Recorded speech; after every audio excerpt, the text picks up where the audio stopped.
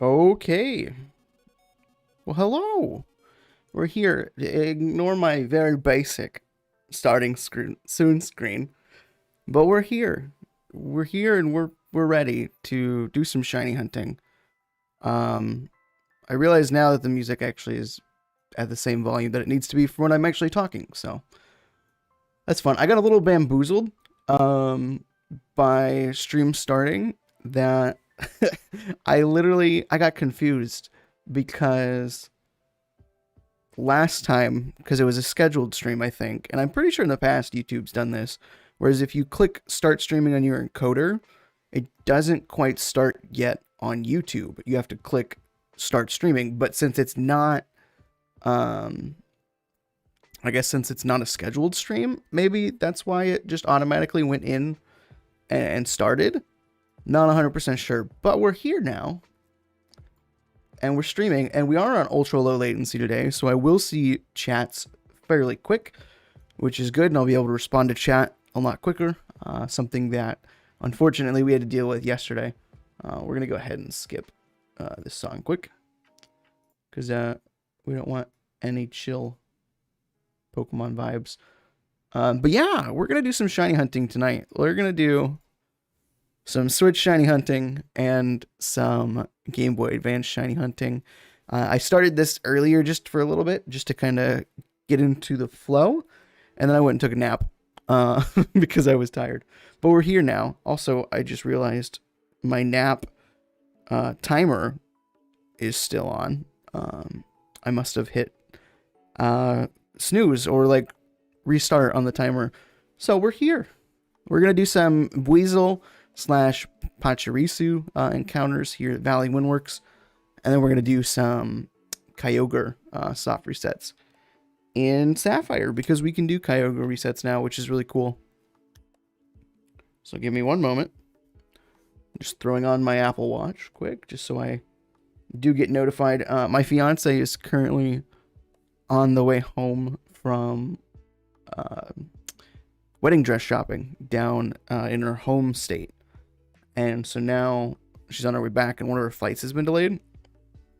So I am waiting for her to text me when she is expecting to get back. Let me just go through this real quick. Sorry, I should have done this earlier, but like I said, I took a nap and did not wake up until a lot later than I probably should have. I think I actually did my I might have, now that I think about it, I might have actually slept through 2 alarms, because I set it at hour alarm and was planning on waking up at 5:30, and then I woke up at 6:30, so I might have napped for 2 hours. Well, let's go ahead and get started on these encounters. We might as well get ourselves some Weasel. Oh, I just forgot. I remapped my controls for my Xbox controller, which is the one that's controlling Sapphire. I remapped those controls, and I already forgot that I remapped them. These are too lo-fi for me. I need something to wake me up. Lily's theme lo-fi mix. Okay, don't care about that. Let me just look. Let's look at Glitch X City real quick. I need to actually find like a proper playlist.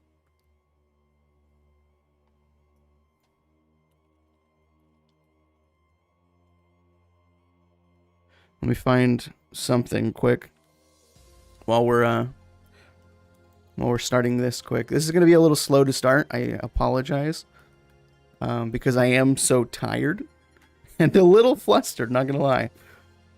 But we'll be okay. Search up video game remixes quick. Do we have any dance remixes? I don't care about dance remixes. I need like video game remixes.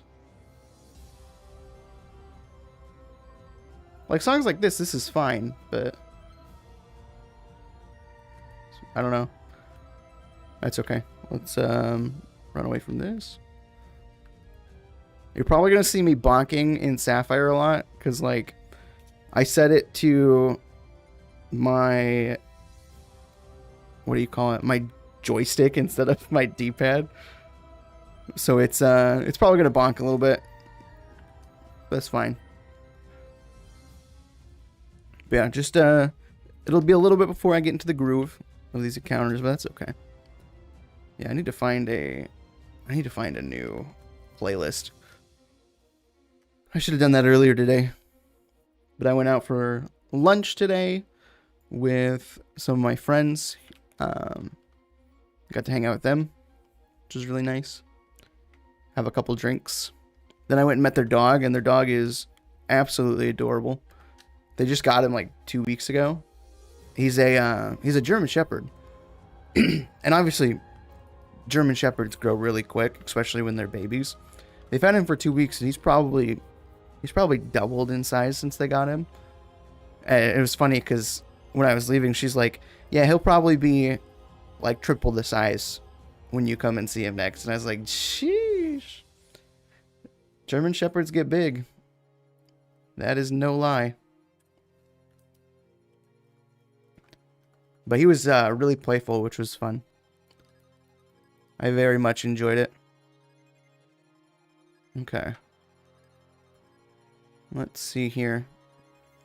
Did I count this encounter? I actually don't know. I don't know if I counted this Buizo encounter. So we're going to count it. Don't mind me. I should have grabbed water. I didn't grab water either. Bro, I'm scuffed. I'm scuffed. Didn't grab water. Unfortunate. Can't believe I didn't grab water of all things. I just like, I'm gonna start. Didn't even grab water. I'm just like, I'm gonna start. Okay, that did count. Sometimes I hit my my hotkey because I don't use an auto counter. Sometimes I hit my hotkey and I'm like, did I actually hit it? Because I don't know sometimes. But I did hit it. We're okay. We are okay. Let me turn the music down just a little bit. Where is my iTunes? Jesus. I have so much stuff open that I don't need open. One sec. This is scuffed. Okay. iTunes. Turn it down just a little bit. Okay. There we go. All is well. We're fine. Everything's okay. Maybe. We'll see. I'll find something that I'm bothered with, but that's okay. I do need water, though. I should have done that. I should have grabbed water. Damn. I'll go grab some water at 3600. How about that? I'll run real quick and grab some water. It won't take too long.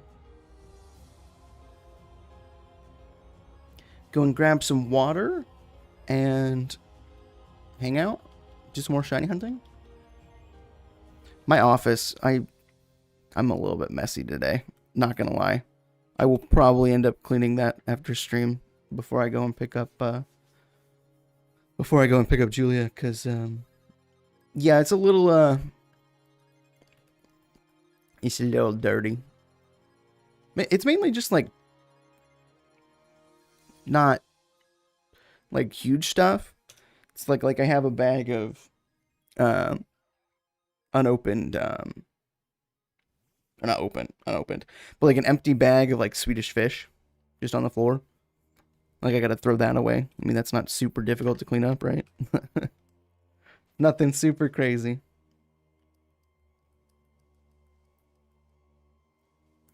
Sometimes the encounters, even with Illuminate on BDSP, take some time. Hi, Casper. How are you? Casper's laying right in front of me today. He's laying right in front of me on the desk, aren't you, bud? I don't think he actually came up. Now that I think about it, I don't think he came up to the desk yesterday. Yeah, I don't know. When we were doing the fire red Nuzlocke, but that's okay. Fine by me. He can sleep in the closet all he wants.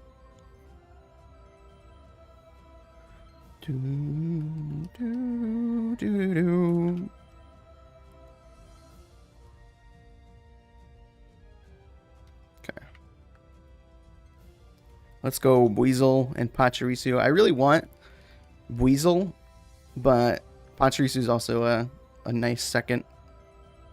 If I get a Shellos, I'm going to cry, to be honest. I already have West Sea Shellos, both forms. Sorry. West Coast Shellos and Gastrodon. I actually have both of them already. So I wouldn't want that, but, you know, that's okay. That's fine by me. That is fine by me. Okay. Let's go ahead. I do like that how these encounters flow more. Oh, 2 IV. Not a shiny, though. Unfortunate. That would have been really funny. Perfect 2 IV shiny Weasel. But I do like... I was going to do underground encounters tonight. We were going to do Chimchar. Or at least focus Chimchar and like the fire starters in the underground. However, the unfortunate part is that it doesn't really mix well with Kyogre, unfortunately, because you're moving a lot more in the underground, and like trying to work 2 controller Joy-Cons at the same time is not something I'm very good with. So at least with random encounters here, I just have to like spin around in a circle. If I were focusing on underground, I wouldn't get as many encounters in, I feel like, because I'd be so focused on like trying to find the Pokemon that I want. Yellow there. Hello, UT. And hello, Kai. Welcome on in. Yugo ended his stream. Is Yugo ended? Yeah, Yugo's ended. Welcome on in, Yugo and friends. How are you guys doing? Yellow there. Hi, everyone. Unfortunately, yeah, there's no technical raid on Twitch, but thank you for bringing everybody over here, Yugo. Definitely appreciate it. Hello, Cohen. How is the latency now? I have it on ultra low. Is it good? Are we okay? We're not like super delayed in chat. I hope that's fine. Okay, Hunt to Killer. Thank you for giving me an email notification and it popped up on my screen. But yeah, hopefully chat delay is not too bad. I do have it on ultra low latency, so hopefully that helps. Also, I'm a little... Okay, seems good to you? Sweet. Not bad. Not bad at all. That is good. Yeah, when I streamed yesterday with the... You think the delay is okay? Okay, sweet. Yeah, because when I streamed yesterday, using normal latency, it was super bad. And it was kind of hard to communicate, especially during a hardcore Nuzlocke. Were you shiny hunting? So we're shiny hunting in Brilliant Diamond. We are shiny hunting either Weasel or Pachirisu. And then in Sapphire, we are doing Kyogre resets, which is really cool because I was thinking I wouldn't be able to shiny hunt Kyogre. At least not anymore. Or for a while, at least, because my battery on my Sapphire died. And I don't trust myself to replace the batteries. And I don't want to pay somebody to pay them to replace them. So I was like, well, I'm screwed. But thankfully, the Game Boy operator, the GB operator or whatever, when you play with that, it emulates basically on your computer. So it emulates your computer's clock instead of the actual game clock. So you don't have to worry about the battery dying at all when you're playing those games. You love Hoenn? Dude, Hoenn is pretty good. I played a lot of it growing up as a kid. And I probably played it the most growing up as a kid. Because I remember when Fire Red Leaf Green and Ruby Sapphire and Emerald were out, I really wanted to complete the Pokedex. But I only had myself and no other like console to trade with. And I remember going through like the list of Pokemon that I needed to quote unquote complete the Pokedex. It wasn't like a full completion. I remember like making a list at my grandma's house of all the stuff that I needed and was crossing it off. You played Emerald and a ROM hack a million times? Yeah, that is fair. I don't remember if I ever owned Emerald. I remember I owned both Ruby and Sapphire. I want to say I did own Emerald at some point, but Emerald is the one game right now that I don't own. And And that's the only game that I need left for my collection. But I gotta get that at some point. Love to see Kyogre's pink. That'd be so dope, especially in Generation 3. Like, that would be freaking cool. I feel like when I get that shiny, my reaction's just gonna be probably worse than any of my other ones. Because, like, for example, I don't normally, like, freak out super hard when I get shinies. I'm usually a pretty laid-back, chill person when it comes to shiny hunting. But, like, for example, when I got Abra the other day in Heart Gold, Soul Silver, it was more like, I didn't expect it to happen. So it was more like, oh my god, Abra. And then it was nothing. It was like, okay, moving on. But yeah, most of the time, I'm just pretty chill with it. Casper, what are you doing, bud? But yeah, I feel like Kyogre will freak out for that thing. Especially in Gen 3 is pretty smexy, so I'll probably freak out a little bit for it. Also, I realize now, if I want to hunt if I want to like double hunt the Regis in Gen 3, I'm either going to have to get another GB operator and see if you can do like double GB operators at that point. Or I got to get there and do it before my battery and my Ruby dies. Which is not going to be fun. That would not be fun. But I mean, GB operators aren't terribly expensive anyways. So I'm not too worried about it. What was my first ever shiny? Oh, first ever shiny that I remember would have to be Esper in Pokemon X and Y. I was playing, well, Pokemon Y. I was playing through that the first time. A couple months after that came out because my friend sold me his DS and Pokemon Y. And I got an Esper during my playthrough. So that one was pretty cool. But yeah, that was my first one that I remember. I don't remember anything before that. Other than like hack shinies that I got through like Action Replay back in the Gen 4 days. But yeah, I don't remember anything before that. Let me turn this down just a wee bit. But yeah, that's the first one I remember. I probably ended up getting one in my early Pokemon days, but I don't have them or remember. So it's yeah, the Esper would be my first one. And I need to go reclaim that because I sold my games and kept the Esper on it for some reason. I think your first one was Gastrodon and Pearl. Was it EC or WestC? First shiny was Spinded in a ROM hack. I thought my game was broken, so I reset it. Oh my god. So many people did that, even with, like, not with ROM hacks, but with, like, normal Pokemon games. So many people have done that. That's funny. Yeah, no, I don't know if I've reset over a shiny thinking my game was broken. You have it in a Master Ball still, but I don't remember this definition, or sorry, the situation. But I just remember knowing about shinies back then. Pink Gastrodon. Okay, so WestC. Yeah, that's funny. Yeah, I didn't know crap about shinies until I came back for X and Y. Actually, I probably knew about them before that, but I didn't really like understand them prior to X and Y. I'm gonna kill that shiny Pidgey. Give me those speed EVs. Wait, what? Why are you killing a shiny Pidgey? What did it do to you? Other than exist. I think I actually have. I think I have the shiny Pidgey line now that I think about it. I think I got those on Let's Go. I don't remember. Pretty sure I did. Jesus. Sometimes even with Illuminate, I'm telling you, it takes forever to get encounters in this game. I guess that's like every game though too. It's not just this one. It existed. Oh, it just existed. Yeah.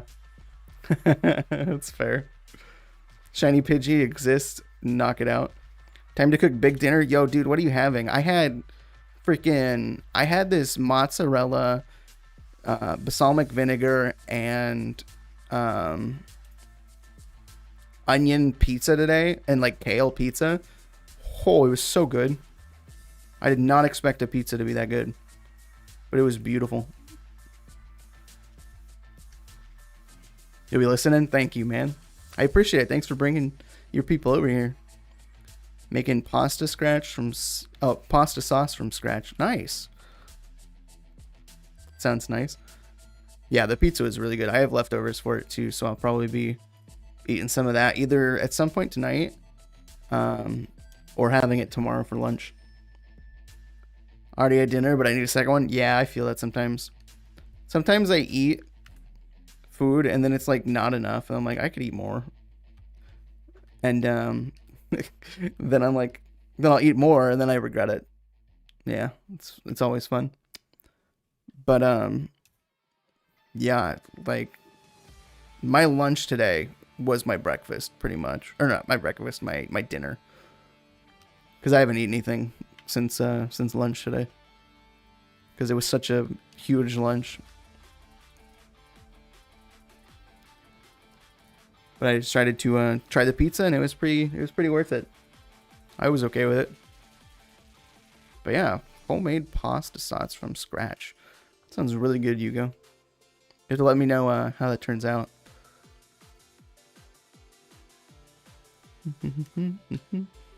Now, if we get Kyogre before half odds, I'm going to laugh so hard. My full odds luck lately has been pretty good.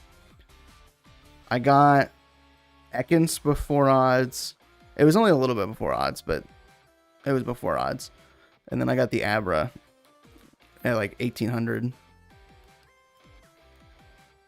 So hoping we can keep the same luck with Kyogre.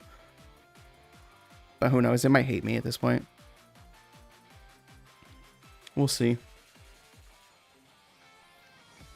Thanks, Watch, for telling me to go exercise. I appreciate it. Literally put my watch on at the beginning of stream, and now it's telling me all the like, here's your summary and everything, and that you can still make your goals or whatever. I'm like, yeah, okay, I'll do it. Sounds good.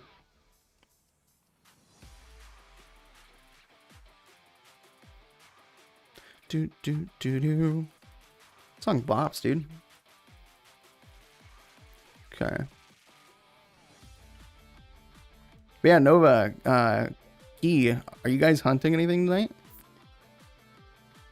You guys doing any shiny hunting, or are you guys just chilling?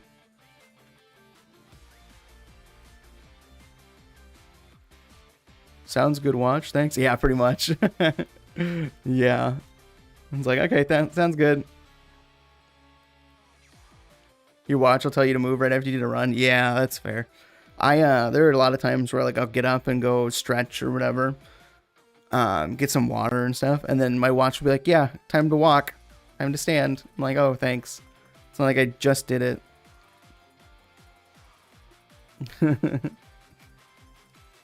Just like, okay, thanks, watch. I appreciate it. Doing a second playthrough of BDSP. Oh, nice. Where are you at? Are you just doing like a regular playthrough? Are you using shinies or anything? Or like a challenge run? Okay, after this next reset, I'm going to go get some water real quick because I forgot to get that before stream. So once we get to 3600 here. Because I need to go grab some water. Vibin trying to find someone to do a soul link with, and they're okay with streaming on Twitch. Okay, nice. Soul links are interesting.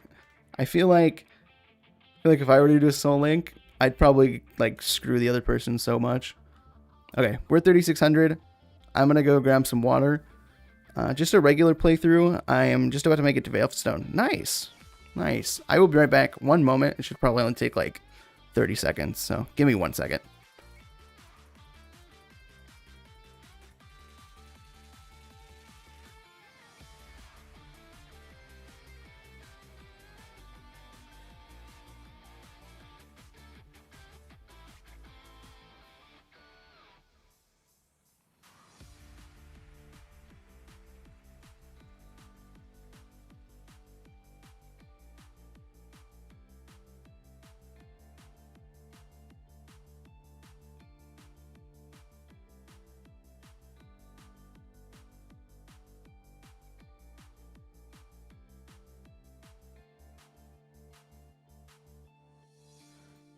Okay, I'm back. Yeah. Veilstone, Dripstone? Yeah, pretty much. Also, I just realized my chat box isn't on screen. Is it working? Oh, there we go. Yeah, there it is. Now chat box works. I just realized it was not on screen. There we go. Okay, let's continue this, shall we? 3,600 on Kyogre. Not too bad. The Kyogre resets are pretty fast. I mean, you just have to wait for him to walk up to you, which is pretty much every main legendary encounter in Gen 3. Once you make it to Veilstone, you're gonna go eat food. Yeah, that's fair. Get you some more noms, dude. Have some good food for sure. I'll probably eat at some point during stream. I'll probably go take a break and make that pizza, like heat it up, and then eat that like while we're hunting. But that's not for a little while still. It's not for a little while. But hopefully we can see pink Kyogre. Grottle is 4 levels away from evolving. Heck yeah, dude. Turtwig is the best starter. No, I'm just kidding. Actually, I can't say Turtwig's the best starter. Turtwig was the first one that I chose growing up. Piplup is my favorite because I like penguins. But Turtwig is pretty good too. Also, Chimchar is okay. They're all really good. Now that I think about it. They're all really good. But yeah, Turtwig was the first one that I chose back when I first played Pokemon Diamond.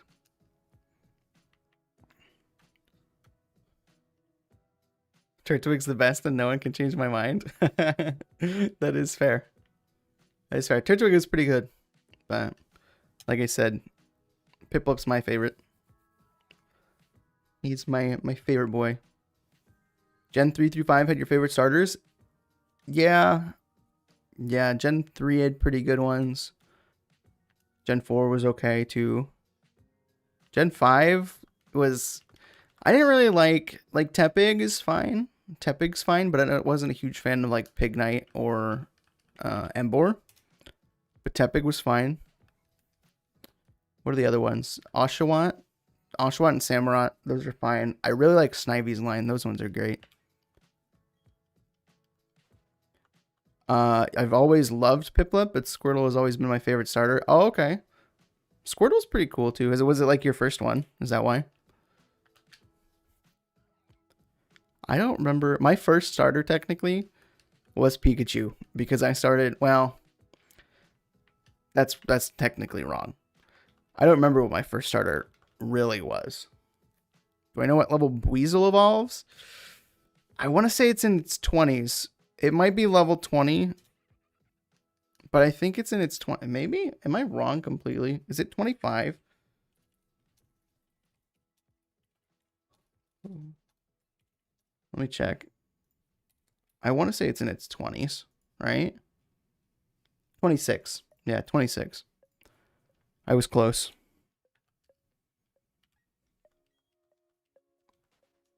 Not my first starter, but I just like him. My first starter was Trico. Okay. First games were Gen 1 Yellow and Gen 4 Platinum to be specific. Okay. Yeah, my first technical game that I played, I was playing through or I was playing Pokemon Silver over at like my babysitter's because one of the kids kept bringing it, but I couldn't actually like progress through the game because the battery was dead, so you couldn't save. So I don't remember exactly what my first starter was with that, but my first game that I owned was Pokemon Yellow. My parents got me Yellow, and so my first starter that I remember is Pikachu. And then I ended up playing Crystal because me and my brother both owned that. We shared it. And then I ended up getting Fire Red, Leaf Green, Ruby, and Sapphire on my own because he kind of grew out of Pokemon at that point. and didn't really care for it. But I still loved it. I still do. So we're at a point now where I've sold my stuff a couple times over the years, which I regret, because I mean, I've basically sold shinies away too. But not all my shinies, some of them, very short number of them. But like my Gen 6 Mudkip that I got through Masuda, that one's gone. But I made it to Veilstone. I'll probably be back after I eat food. Okay, sounds good. Have a good eat, man. Hope your food is good. I don't know why I just said have a good eat, but have a good time eating. Have a good eat. That's funny. But yeah, I've sold my stuff over the years. So I mean, like, I've lost some shinies, but now I'm at the point where I have all my games again. Have a good eat. Yeah, pretty much. Have a good eat. Very much enjoy your eat. But yeah, I've gotten all my games back, which is nice. I'm only missing Emerald, and I'm technically missing Let's Go Pikachu, but I'm not gonna fucking buy that game. We're not gonna buy Let's Go Pikachu because I have Let's Go Eevee. There's no point in buying the other one, in my opinion. Vor Red, wow. More bots, wow. Why do we get bots on YouTube so often? I can't see the messages that are sending, oh no. I love it when I get a Pokemon game from discount traders and they're just a bunch of glitch shiny Pokemon that save by all. Yeah, that's fair. There are a lot of games that I buy, even if they're not from like discount traders. Like I'll buy them off eBay. More red. Yes, bot red. But like, yeah, when I buy used games sometimes, yeah, I'll get a lot of hack shinies or like just hacked Pokemon in general. Like my Ruby, for example. Oh, sorry. I don't know if my Ruby is legit. It's legit. Like the cartridge itself is legit. But I don't know if like the Pokemon on there are legit because it's Japanese. But there is a there's like Latios and stuff on there, and everything's level 100. So I'm pretty sure they hacked at least some things. They probably didn't hack, like, I want to give them a benefit of doubt, thinking they actually did the events. Way back in the day, maybe it was sitting around in someone's house. But then the battery would be dead, so it's probably hacked. Or no, the battery was dead when I got it. But I replaced it. So maybe they're legit. Except for, obviously, being level 100. That would have taken ages, especially for all of those legendaries. But none of the Pokemon are shiny, so I'm inclined to believe that it's somewhat legit. But who knows? All I know is I have to eventually wipe that save file so that I can do the starter hunt in that game, because I want to do Trico. Trico starter hunt at some point. Because Gen 3 Trico looks really good. Really enjoy that. Gen 3 Mudkip looks pretty good too. Same with Torchic, but not as good as Trico and Sceptile. Sceptile looks really good in Gen 3.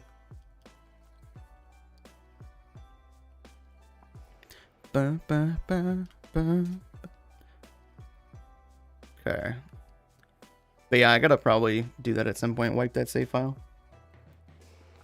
Which thankfully is just easy in Gen 3. You just press new game, you don't have to do some weird button combination like you do in some of the DS and 3DS games. So it'll be super easy. Bum, bum, bum, bum. But yeah, I need to do that. And then eventually when I get copies of Emerald, I will eventually do the Mew hunt. You just press new game. Yeah, in Gen 3 you just click new game. And you don't have to like do some button combo to delete your save data. Because like in the 3DS games like X and Y, for example, when you had to, like, if you press new game, you could do that. Yeah. You don't do all the Street Fighter combos. Yeah. Because yeah, in like X and Y, you can press new game, but you can't overwrite your save file if you save. It would still keep your old save file, unless you deleted the save data completely. And I don't even think in like Ultra Sun and Ultra Moon, I don't think you can even start a new game without deleting your save data, can you? I don't know. I don't remember. It's been a while since I've opened those games. They're just chilling. Although that's a lie. I did open Ultra Moon last night because I was gonna do some Celestial resets, but I didn't look at the menu. And then I ended up falling asleep on the couch. Rather than doing any encounters or resets.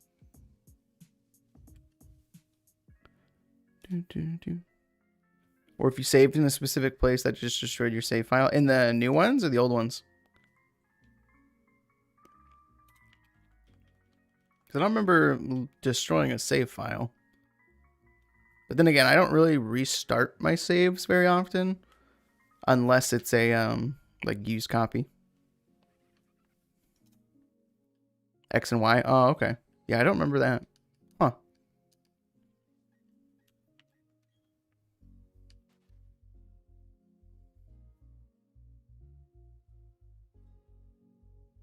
Oh, okay. My fiance was updating me on her travel fun. She's experiencing the airport right now. Let me just text her back.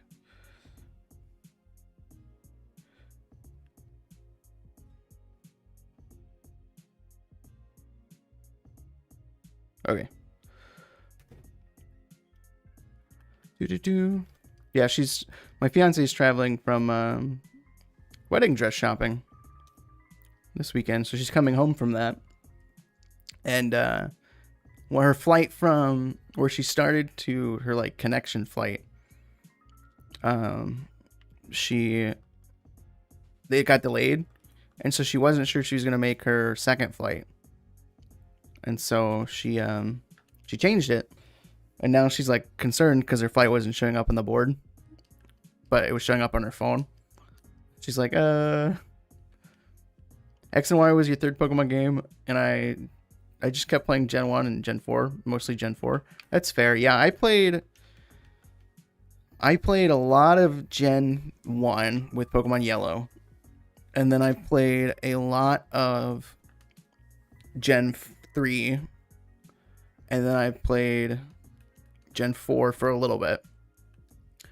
And then I sold my stuff at some point and didn't play Generation 5 until much later. And then came back in Generation 6. And really, I guess I have sold my stuff twice since Generation 6, but it's been like for a month or two, and then I came back because I thought I needed to sell my stuff to like, for some reason I sold my stuff to buy like an Xbox, or I sold my stuff to do something. I don't remember what. It was stupid reasons. But then when I moved and got my adult job here after college, I now have all of my stuff, pretty much. All the old games and everything. So we're good. Good on games for now. Yeah, just need, like I said, just need Emerald for my collection. And then I'll be all caught up for the most part on the main series games. And I'll probably end up buying, I still have to buy like the other Gen 1 and Gen 2 games. But I'm probably going to do those just virtual console. Because there's really not a whole lot of point to buying them physical. Especially if the batteries die. I don't want to replace them and then, you know, go through all that. So there's really no point in me doing that. Just buy them virtual console and do it that way.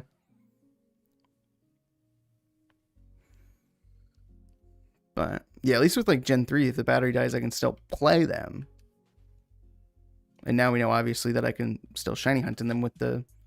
Well, I guess I could shiny hunt and save with the GB operator on Gen 1. But it's not really worth it because shiny hunting in Gen 1 and shiny hunting in Gen 2, they'd get stuck on that save file. You can't transfer them up like you can Virtual Console. So it really wouldn't be worth it.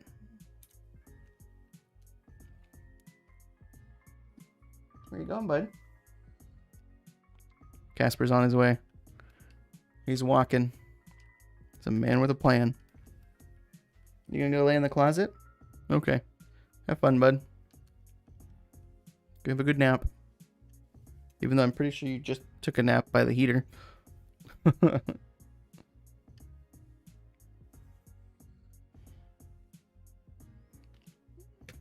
Man. Let's do that.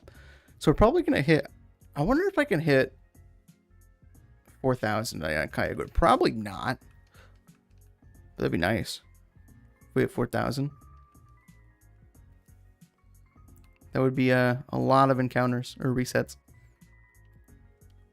I don't know how long we'll get or how far we'll get in BDSP, but we'll probably go for another 3 hours at least. So we have plenty of time to get encounters in and just chill. Let me... One moment. Let me check stream settings because I don't think I actually set when to do something. Welcome back.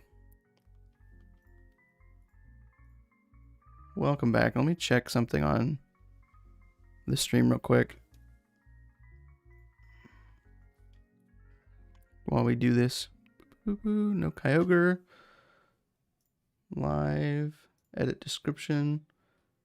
Let me make sure that this is in the right place. Oh, we don't have any of the tags on there. Oh no. We should put tags on there, huh? That might make sense. That here in one moment. Get the same tags that I have for my shiny hunting videos quick. Details. Show more. Copy tags. Paste.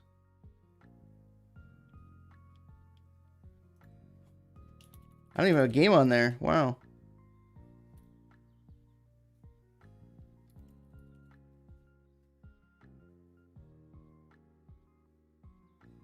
Okay, we're just gonna do that, I guess. That's fine. Okay, sorry about that. Okay, we're good. We're good now. We have it all updated. Did I? No, I did not. I know I didn't count that Kyogre encounter. I don't know about the Buizel one, but I'm not as worried about that.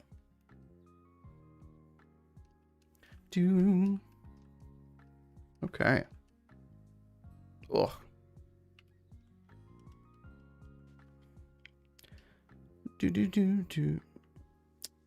Are you mainly a Pokemon channel or do you do other stuff?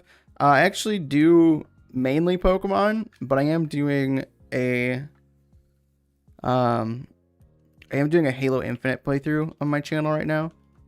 And those episodes are coming out every couple of days. But mainly going to be Pokemon. I will branch off every once in a while and do more stuff, but yeah, mainly Pokemon. But yeah, every once in a while I'll probably do something, especially Halo stuff, when like more campaign drops or whatever, when they have like DLCs come out. But yeah, mainly Pokemon.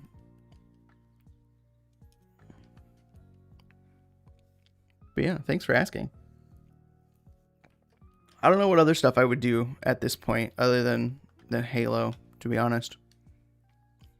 But really depends on what piques my interest, I guess, in the future. I could do... I have been playing a lot of Phasmophobia. So I could do, like, Phasmophobia, like, funny moments videos or stuff like that. I think those would be fun. Never played Halo, but heard good things about it. Yeah, it's enjoyable. I mean, the campaigns are really fun. I play the multiplayer every once in a while, but mainly the campaigns um are really what I spend a lot of time in. But yeah, Halo is really fun, especially if you like space shooters, I guess. It's really interesting. There's a lot of like lore behind the games too, which is something that like I'm a big fan of when it comes to gaming. Is like deep lore. I don't know why. Just really like lore.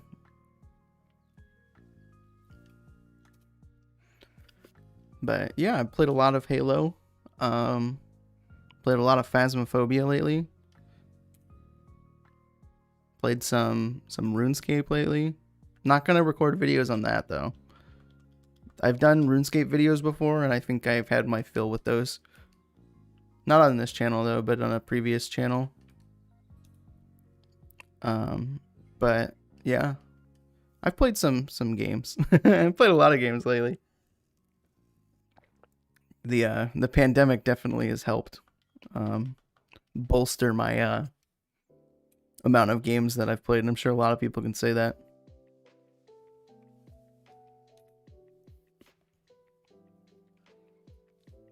Can't believe a game that is a hat simulator is some pretty deep lore. TF2. Team Fortress 2? I don't know what TF2 is, to be honest. Is that Team Fortress 2? Do do do do do do do. This is so lo-fi, bro. Skip. Skip. Team Fortress 2, yeah. Bro, can I not? Okay, there we go. I think we already got this song at one point. Yeah, Team Fortress 2. I played Team Fortress 2 like once in my entire lifetime. And it was for like 30 minutes. And then I was like, okay, I'm good. And decided to move on with my life. Because I just didn't care about it. Had like comics about the lore and stuff. Wait, really? Team Fortress 2 has comics? What? Now that I did not expect. That's funny. I know Halo has a couple of comics, but a game like Team Fortress 2 that's like mainly multiplayer? That doesn't make much sense. But then again, I guess Overwatch technically has lore. Overwatch has its whole lore. And that's just a multiplayer shooter game. So I guess it makes sense, but it's still weird to me. But then again, I guess you do have the operators, so you have to have like some of the lore behind the different people, I guess. But still, like, why would you need that? Why would you need lore for Team Fortress 2? That's like adding lore, in my opinion. That's like adding lore to like Smite. Smite doesn't seem like a game you would need lore for, I guess. Forgot Overwatch existed. Forgot a lot of stuff existed. Yeah. Overwatch, I played a lot of in college. Hey, I'm back. Welcome back, Noivern. Hope your food was good. What did you end up having? But yeah, I played a lot of Overwatch back in college. It was very rage-inducing. But I played a lot of it in college. I'm not very good at Overwatch. But I had fun with friends. For the most part, had fun. A lot of the times we did get mad at the game. But I think that happens. Had Reese's Puffs? Dude, I haven't had Reese's Puffs in a long time, but they were really good. It's a 2IV Buizel. Minesweeper Deep Lore? Oh god, what if it did? That's a little scary to think about. What if Minesweeper is just a computer nerd's way of looking at like a battlefield from like World War I, where there's like obviously the mines, and I guess World War II technically too, There's like the hidden mines in the no man's zone. What if that's the lore behind Minesweeper? Who do I main in Overwatch? When I did play, I mained Lucio for the most part, because I sucked with everyone else. But yeah, mainly Lucio. Oh no, I don't want to use Thunderwave. Okay, Bidoof, you're paralyzed. Sounds fun, Bidoof. But yeah, I mainly played Lucio. I did play tank a decent amount too. I didn't really play DPS. I played a lot of Zarya, a lot of Hog. You mained to McCree? Okay. Nice.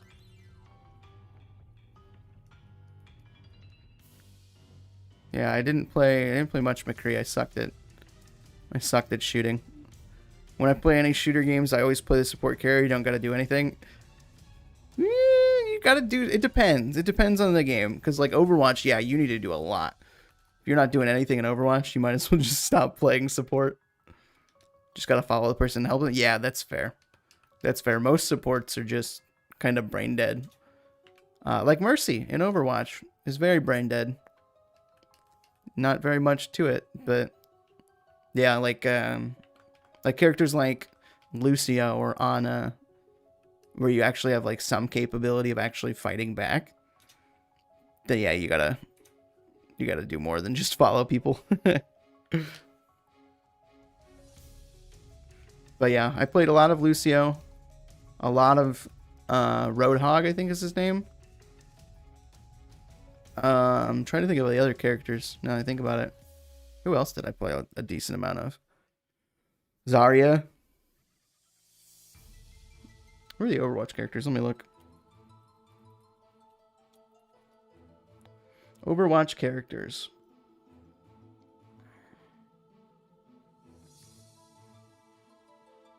Oh, I forgot they changed McCree's name to Cassidy. Oh, man. I played a decent amount of Reaper when I tried playing DPS. Still wasn't very good at it. Yeah, mainly just, oh, I played some Zenyatta, too. Mainly just Roadhog, Lucio, and, who else did I say? I don't remember. Mainly Roadhog and Lucio. Medic and TF2, sorry. Also, mained Ana was pretty bad as both. Yeah, my friend mained Ana. And so, whenever we both were playing, I really enjoy Ana. But never really got to play as her when he was playing at the same time. Medic and TF2, I follow you, heal you, and Uber you. Really? That simple? I think when I played TF2, I played the Spy. I think that's the class name, is the Spy. And I was super confused by it. I didn't know what the heck was going on. And something else I forgot? What did you forget? What did you forget, man? But yeah, I didn't really play too much TF2. I played, yeah, like I said, maybe 30 minutes and was just super confused. And then went back to playing Call of Duty, probably. Because that was like right when I got my my gaming PC. And when I first got my gaming PC, way back in 2015. Is that a... Oh, okay. I thought that was Mesprit that I just encountered. But yeah, when I got my gaming PC, I played a lot of Call of Duty on PC. Played it for 2 seconds. Yeah, that was fun. Yeah, pretty much. That was my encounter with TF2. Played it for a couple minutes. And I'm like, okay, that's fun. Not really anything I'd play for a long period of time. Yeah, I played a lot of Call of Duty growing up. I played a lot of Minecraft in college and some of high school, but mainly in college. Played a lot of RuneScape growing up too. That game I played so many. I think my main account on RuneScape has well over 7,000 hours. just a couple hundred, something like that. But yeah, played a lot of that. Played a lot of Call of Duty, yeah. Played a lot of Halo. Pokemon, obviously.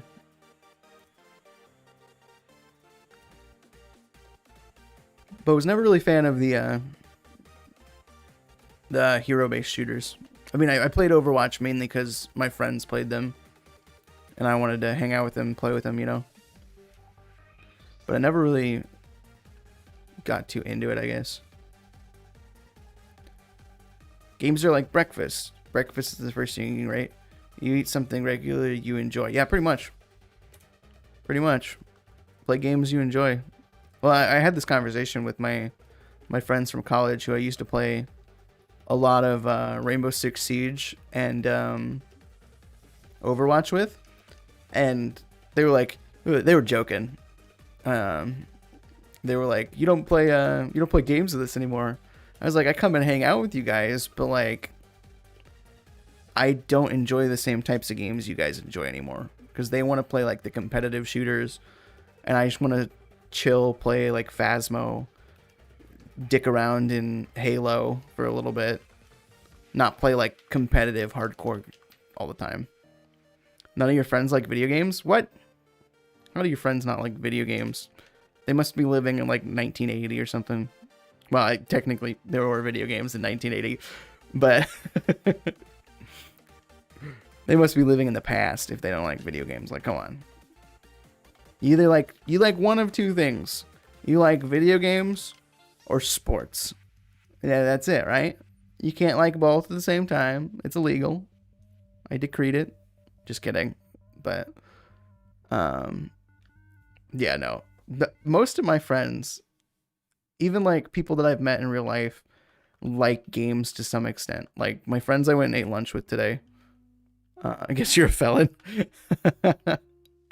But one of my friends that I went and ate lunch with today, he's very big into like sports. Oh, there's the Mesprit. Okay. Hi, Mesprit. How are you? But he's very big into like sports and everything. And like, okay, Mesprit fled. That's fine. But he'll sit down and he'll play a good video game every once in a while. Like he'll play Assassin's Creed, or he really liked, he's such a Skyrim fanboy. So he'll play that over and over again. Play a lot of Skyrim. He said he was playing The Evil Within. He said he was playing that. But it's like, it's weird to find people, especially like around my age, who don't like video games. Soccer or football. I enjoy kicking balls and karate. I enjoy learning how to kick ass while getting mine kicked. Hell yeah, dude. Hell yeah. I played soccer for a little bit as a kid. But I mainly stuck with, I did pole vault in college, or not college, in high school. And I did some long distance for a little bit. Didn't like that. But I did pole vault and I did tennis. But I wasn't a huge fan of tennis. I just did it to try it. And but yeah, I mainly stuck with pole vault in high school. Didn't do any sports in college. In college. All my friends love to run, and I also love running. Yeah, I used to be okay with running. And then I became super lazy towards like the end of high school and college. They're just like, I don't want to do this anymore. So I stopped. And now I definitely don't like running. Especially, I don't like running outside. Like, I don't like running on concrete. It's just not fun. I don't mind running on like a gym, but not on concrete outside. No thanks. You just run and try not to get hit by a car, because where I live, they don't give you a warning. Oops, ran over a child. Not my fault. I didn't notice. I'll touch on that here in a little bit. I like sprinting the best, but I can handle long distance. Yeah, I'm more of a sprinter, or at least I was more of a short distance sprint. But going back on your comment about getting hit by a car. Fun fact, I was actually hit by a car as a kid, not because I was running, but I was actually hit by by a car as a kid. I was in first grade and I got hit by a car. I don't remember most of it. I remember at one point I was able to, because my elementary school was like 3 blocks away from my house, so we would just walk there and back. But I remember being able to see my house from one side of the road. And then the next thing I remember, I was in the ambulance on my way to the hospital. And then after that, the next thing I remember was I was in the hospital after whether it was surgery or I don't know if it was surgery for that one. But yeah, I got hit by a car. And apparently, according to my mom and my brother, because it was like a half day that day, they were waiting out on the porch. And they said I stopped in the middle of the road and started playing in the middle of the road. And I don't remember that at all. But yeah, it was interesting. I only broke my arm though, so it wasn't anything like super crazy. I usually run outside in a park or something. Okay, yeah, that's fair. Yeah, I would rather do that than like on the side of the road. No thanks. Oh look, that's my house. Where the hell am I? Yeah, pretty much. I remember waking up in the ambulance from like my because I blacked out. I blacked out until I got into the ambulance. And I remember in the ambulance the EMT was giving me a teddy bear. And I remember that. And then I don't remember any of the rest of the ride to the hospital. Granted, it wasn't that far to the hospital in my town. But I don't remember any of the rest of that. And I remember waking up in the hospital. And then I remember after I got discharged, I don't remember anything else in the hospital. Okay, Mesprit, thanks. Just blinked and suddenly in the hospital. Yeah, pretty much. But after the hospital, I couldn't remember anything else. And I remember being home at one point because my mom, I had my cast on. Do I know what level Staravia evolves? I think 36. But I remember I was home and I had my cast on and my mom was telling me to get ready because someone was coming over to give us a present. Oh, is it 30? I thought it was 36. Maybe it's 30. I don't remember.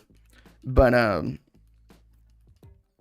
yeah, I remember this lady who was like our counselor at the elementary school, 34. Okay. But the lady who was like the counselor at my elementary school ended up bringing over pizza for dinner at one point after I broke my arm as like I hope you're okay or whatever. And so we had pizza. But yeah, I just got hit by a car. Had to experience that. And then so I had my cast because I only broke my arm but had like bruises and stuff all over my body. But got the cast off after like the 8 weeks or whatever they recommend. At least you're okay now. Yeah, I'm okay now. But got the cast off after the however long they recommend keeping on. And then maybe 4 5 weeks later, we're up at our cabin. We have a family cabin up north in Nebraska. And we're up at our cabin and I was we were going across a tree log, like a tree that we put across the creek up there.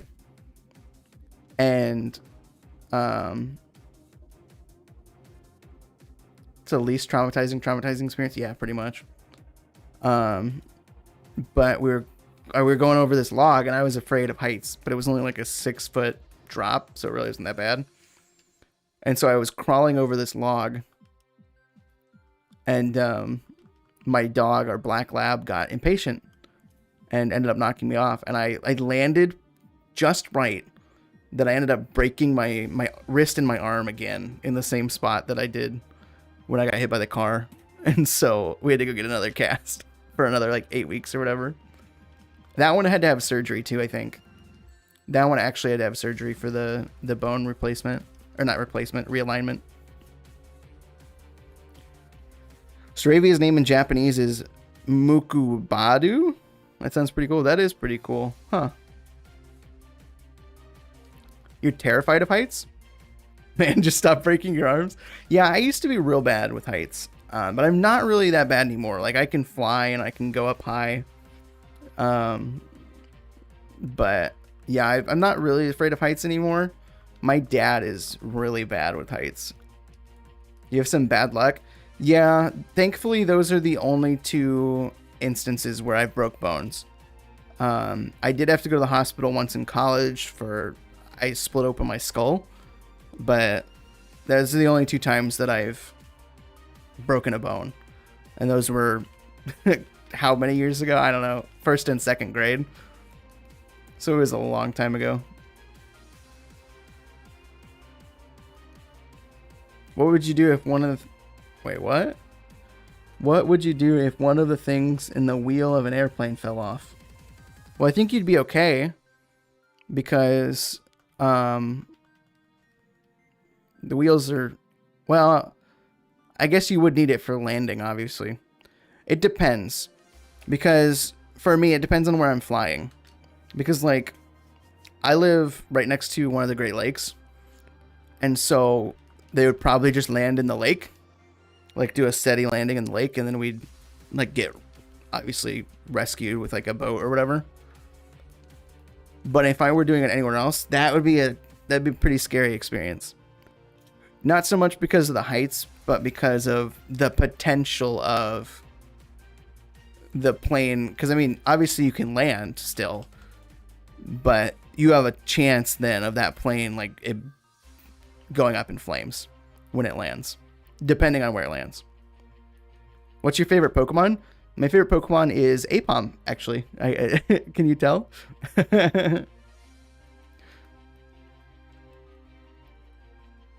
Going to Mexico land and all that amazing food? Wait, you saw that happen when you were going to Mexico? You live in Michigan? No, I live in Wisconsin. Close, though. Not Michigan. Live in good old Wisconsin. Cheese land.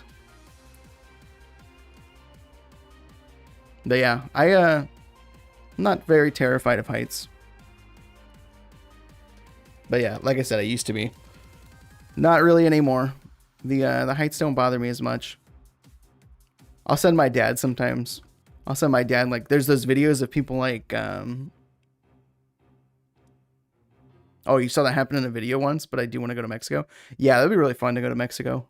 It's like a vacation. But no, I'll send my dad, like, videos of people, like, you know, when people, like, climb up construction cranes and stuff and they, like, hang off the side. I'll send him videos of that every once in a while. And he hates me for it because he does not like that. And I think those are cool. I think those videos are cool.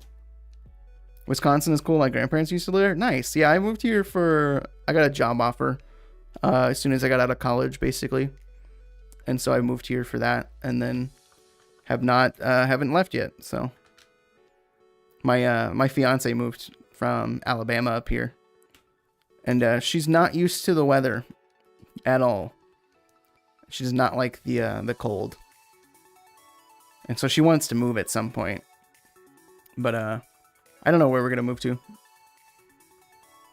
Probably someplace a little bit warmer.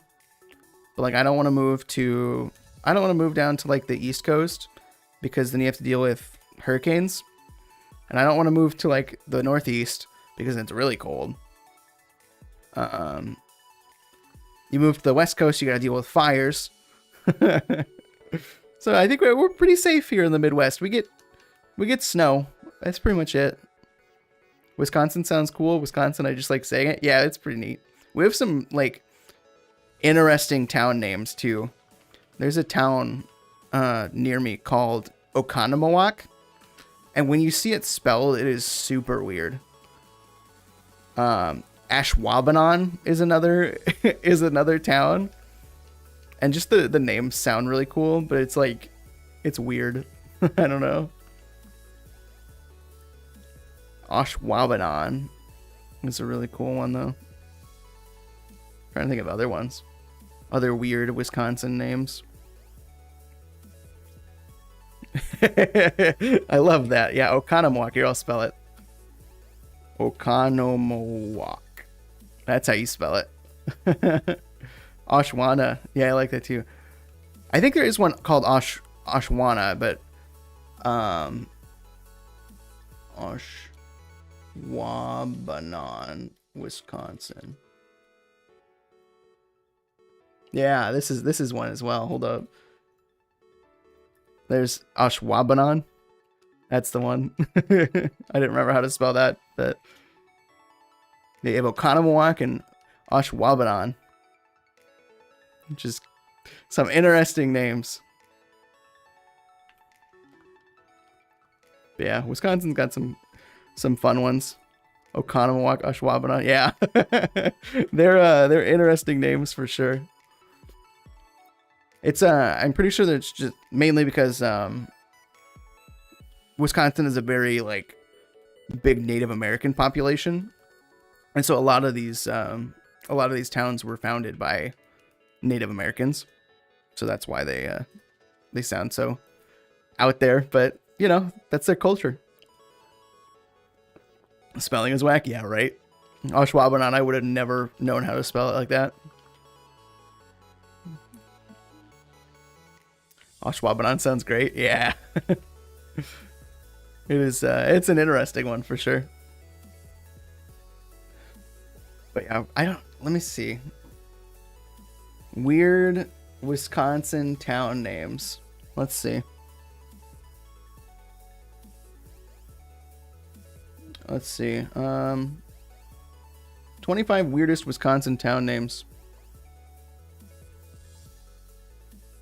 I don't. Okay, never mind. You're going to make me subscribe to your website? I don't want to subscribe to your website just to see weird Wisconsin town names. Avalanche. There's some place called Avalanche. That's an interesting one. We have a place called Dairyland. Okay.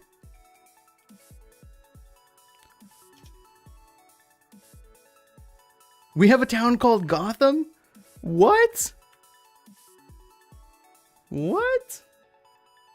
And my favorite town, I'm not even going to pronounce that word. It's the bone near your shoulder in Spanish. That's funny. Yeah, we have a town named Gotham. For some reason. That's funny. Didn't know that existed. Now I do. Yeah, Oconomowoc. There's some place called Random Lake. Oh, how did I not think about this? There's a town called Sheboygan. Sheboygan. That's a town. I've been there a couple times. Sheboygan's an interesting one.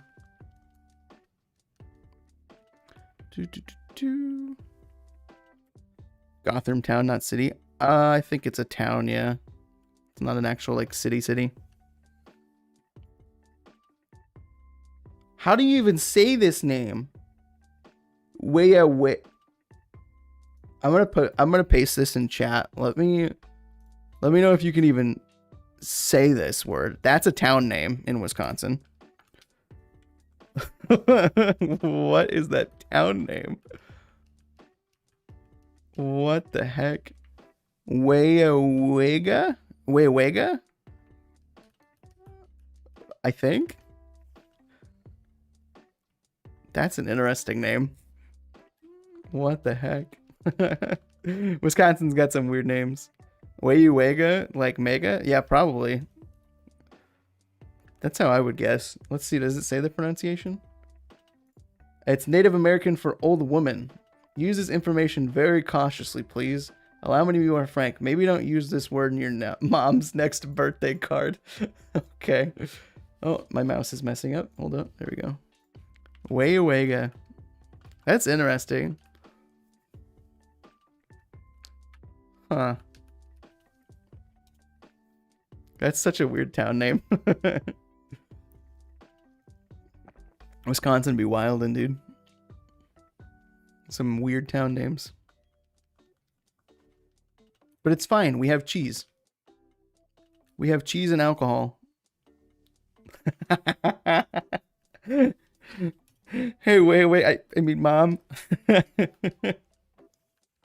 That's funny. Could you imagine? I might actually try that now.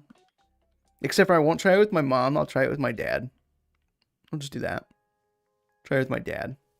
Because he'll laugh at it. My mom won't get it. It'll go straight over her head.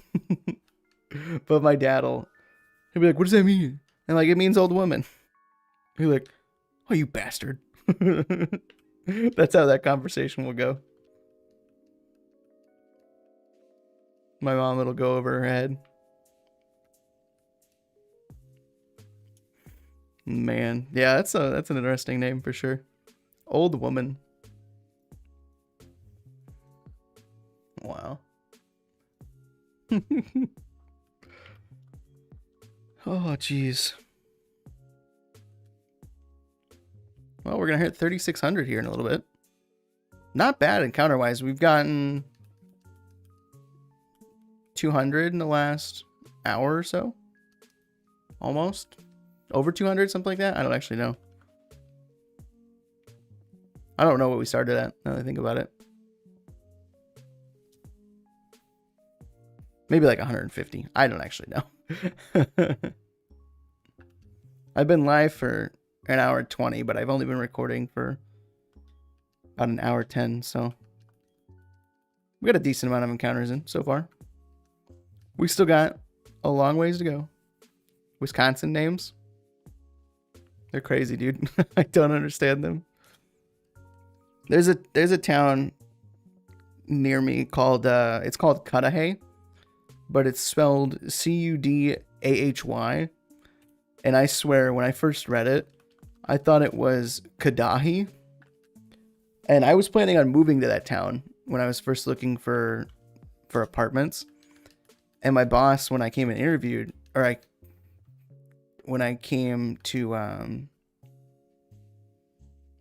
I first came here, I was like, yeah, I was looking at places in Cudahy when I first came. Yeah, Cody. When I first came here, and he's like, what? He's like, what did you say? I was like, Cudahy? He was like, it's Cudahy. I was like, oh, okay. Nice. Didn't know that. He still laughs at it to this day that I called it Cudahy. But yeah, he enjoyed that. But he was surprised that I knew how to say Oconomowoc. How to pronounce that word jargon, or that word jumble. But it wasn't too bad. My fiance must be bored at the airport. She's sending me TikToks, which I'll have to watch later. Okay,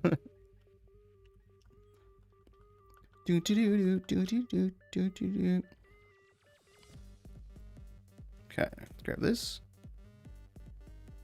Our Kyogre encounter, 3,700 is close. 4 more resets and then we'll get there.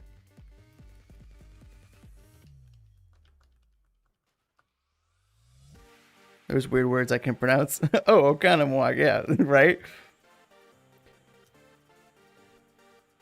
Hi, Mesprit. How are you? I'm still going to count Mesprit for encounters. Actually, I probably should just try catching it. Now that I think about it. So that we don't run into it. Oconomowoc. Yeah, it's not fun to spell. We're going to just try catching Mesprit when we run into it from now on.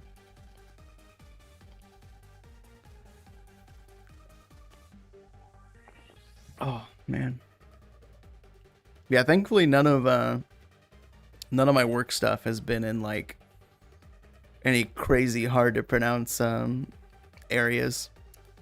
I did have one in a place called Muskego, but that one's pretty easy to pronounce.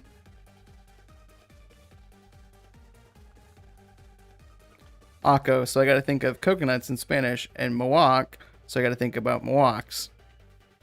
Wait, what? What? I'm so confused.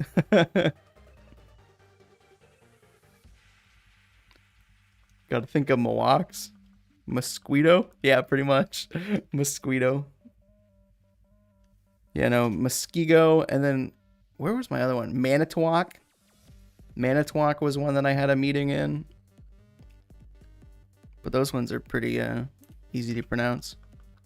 Nothing too crazy. 3,700 on Kyogre. Not bad. Not bad. Hopefully, we can get the shiny pretty quick, but who knows? We could go 26K. Manitowoc? Yeah, pretty much. I think it's spelled, hold on, let me bring up the spelling quick. Manitowoc, like that. I spell like Manitowoc.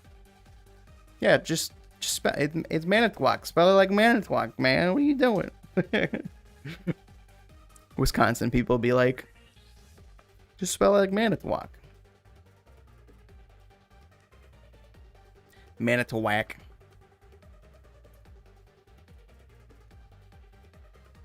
Okay.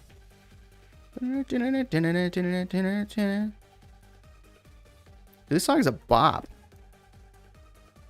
I'm okay with that. Very much okay with it. Manitowoc, yeah. Oh, I need to...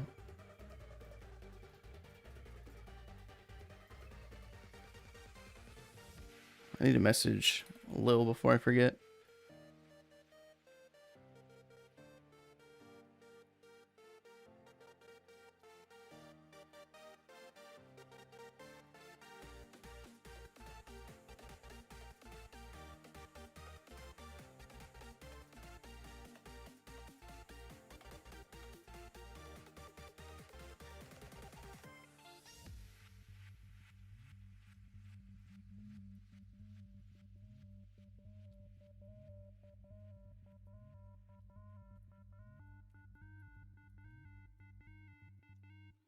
Okay, sorry, I had to message someone quick before I forgot. Back to the encounters we go.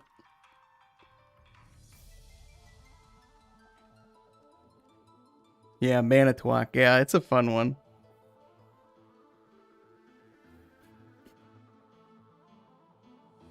I don't know if your character is a shiny Aipom with glasses or just Pink Punk with glasses. It's a shiny Aipom. It's a shiny Aipom. He's a little Aipom boy.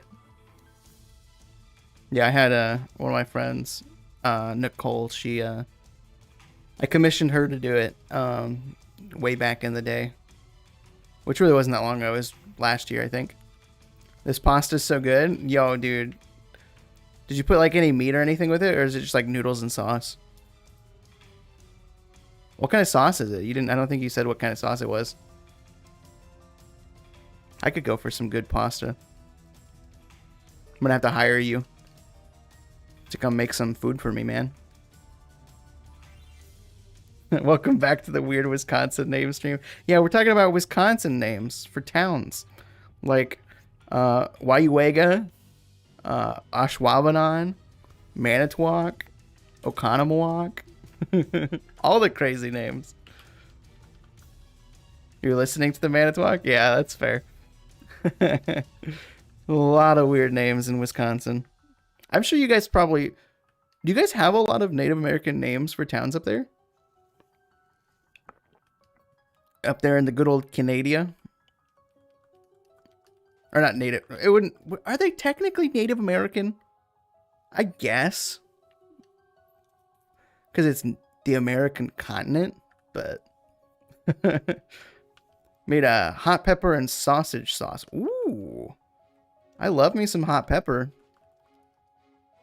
Now that I think about it. I don't think my pizza that I got today... had red pepper flakes on it like they said they were going to. You live in Puerto Rico, so you have Goyama and Olimpo. I think I said that one right. Huge Native American presence there. Yeah, that's fair. I thought so. The names are awesome. Yeah, some of the names are really cool. Some of the names I'm like, wow. They're creative for sure. One of our provinces called... How the hell do you even pronounce that? What? No? Uh-oh. Olimpo? Olimpo? Or Olimpo? Olimpo? Called Nunavut, and the capital city is Iqaluit. Iqaluit? Iqaluit? That is an interesting name. Huh. That is... Nunavut. Nunavut's easy to pronounce. And then Iqaluit. Yeah. I'm gonna stop pronouncing it before I embarrass myself. That's funny.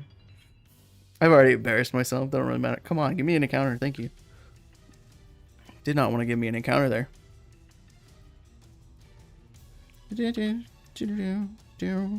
That is an interesting name. Wow. Yeah, Ashwaubenon was interesting. I don't know if you can see up there in chat, but I put the spelling up there under Oconomowoc. That spelling is interesting. It's not as interesting as that one. Iqaluit. Iqaluit. That's so hard. I'd have to hear you like say it sometime in like stream or something. Let me name some of my top off the top of my head. Goyama, Olimpo, Caguas, San Juan, which is the capital city. Yeah, San Juan. Huh. Caguas? Is that how you say that? Yeah, there's some interesting names out there.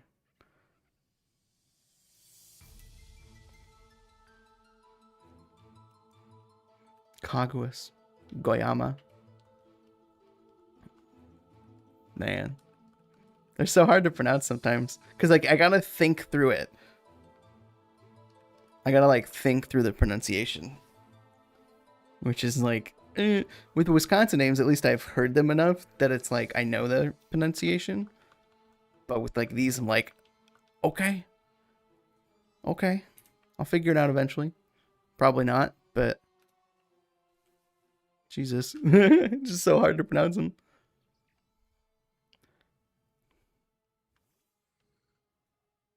That's how you say it, but it's a bit off, but it's good. Okay. Yeah, it's not. I'm not gonna be perfect with it, but. Okay, not bad.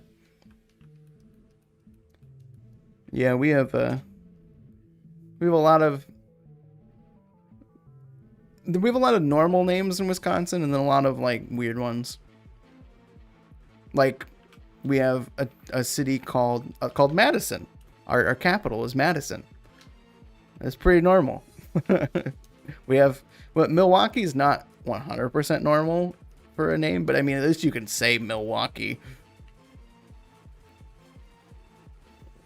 But and then back home in Nebraska, all the names are generic as crap.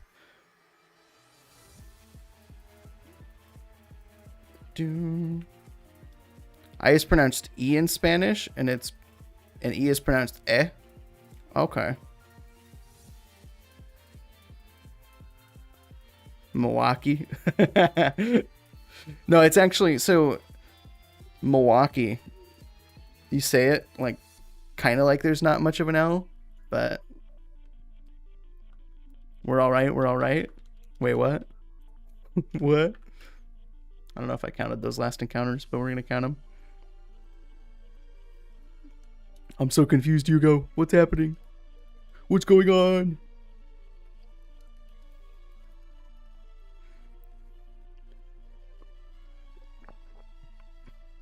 Are you singing a song?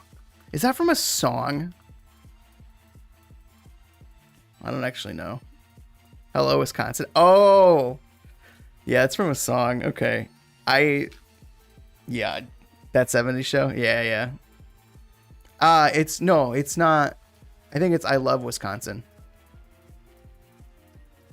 Yeah, I think it's I Love Wisconsin. But it's get confusing with Hello, Wisconsin. Is it Hello, Wisconsin? That 70s show intro lyrics. I don't remember. Let me check.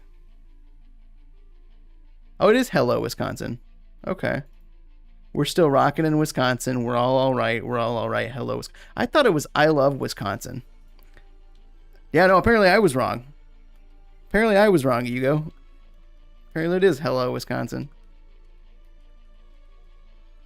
Huh. A-E-I. Oh. Oh, okay. Yeah, not gonna lie, when I first saw it pop up in chat, I thought it was a bot message. With the crazy bot message. Pepe DS. I love that I have the BTTV emotes. I actually messaged Lil because I wanted to see, because I know she uses StreamElements, and I think she uses StreamElements for chat as well, and I wanted to see if she would be able to help me get the BTTV emotes working on the overlay. Yes, AEIOU, the bot message. Yeah, pretty much.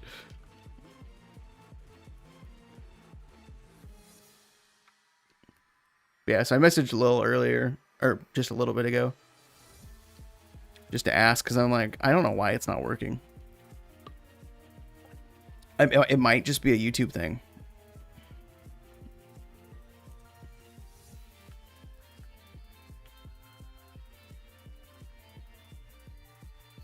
Because I would love to have the little emotes on chat. Lila's Bean, I hope she can help. Yeah, she's pretty chill. I've been watching her and Rye and a bunch of them a lot lately, and they're really chill people. Been having fun with them. They're really relaxing to go hang out and watch, and they have all the Pepe emotes. Strong letters and weak letters? Really?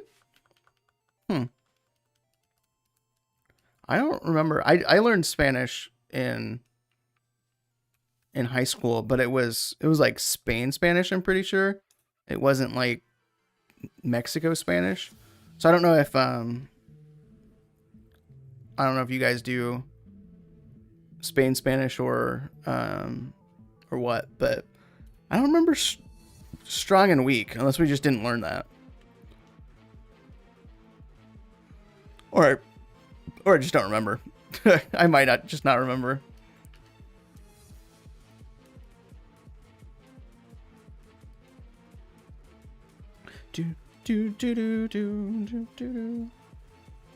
Talking about Twitch. Rye is streaming. Let me lurk him real quick. Let me lurk Bob too. I'm so close to Bob's. I'm so close to VIP and Bob's stream, like purchasing VIP.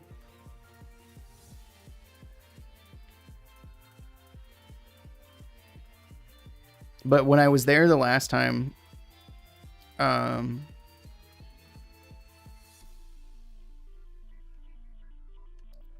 we just have a new Spanish. Wait, what Spanish do we use? I think we use a different one compared to like Spain, or because I know there's a difference between there's small differences between like Spain Spanish and Mexico Spanish. Most of it will get you by on both sides, but for some instances it's completely different. And we learned Spain Spanish, I believe. Which doesn't make sense why we learned Spain Spanish when we literally have Mexico right next to us. And Spain is like all the way across the ocean. It didn't make a whole lot of sense, but it's whatever. It just happens, I guess. You know, I'm proud of my internet lately. Yesterday we didn't lose any frames, I don't think, while we were streaming. And then today we've only lost a total of 49 frames. I probably just jinxed it, but I'd say that's pretty good. Last time I streamed, it was all over the place. But that was on Twitch, so it might be a Twitch thing. I don't know. I know people in Spain say way a lot, and Mexico has really good food. Mexico does have really good food. The friend that I went and hung out and had lunch with today, his family is from Mexico, and they cook such good food. It's like perfect. Really enjoy it. I also really enjoy something I didn't think I was going to enjoy, but Indian food, Indian/Hindi food. That stuff is real good. I had a lot of Indian-based curries in college because one of my friends, their family was Indian. And that food, ooh. we spent Thanksgiving with them once, and they do like an Indian Thanksgiving, and that food, oh my lord, I should have been in a coma. Let's be honest, it was so good. I just really like different ethnicity foods, I guess. Like I really like Chinese-based foods. I really like Indian, Mexican. American food's okay to some extent. But yeah, you get like authentic Mexican food, or you get like authentic Indian food. That stuff really slaps. Curry is mainly you serve curry with rice, but it's mainly the sauce and the meat mixture is the curry portion. That's pretty much what it is. Oh, Clockbit, welcome on in. Hello. We're doing some shiny hunting tonight. How are you, dude? How are the Coliseum hunts coming? No, you've been very active on those, which I would not be able to do. You can not convince me to do that in a million years. Those would take way too long and too much of my patience. Pog, pretty good. Yeah, heck yeah. We did a live stream yesterday of Fire Red Hardcore Nuzlocke. Been chilling and hunting. Nice. But yeah, I decided to stream again tonight because my fiance is on her way home from dress shopping, so it's just me. I don't have to worry about like disturbing her.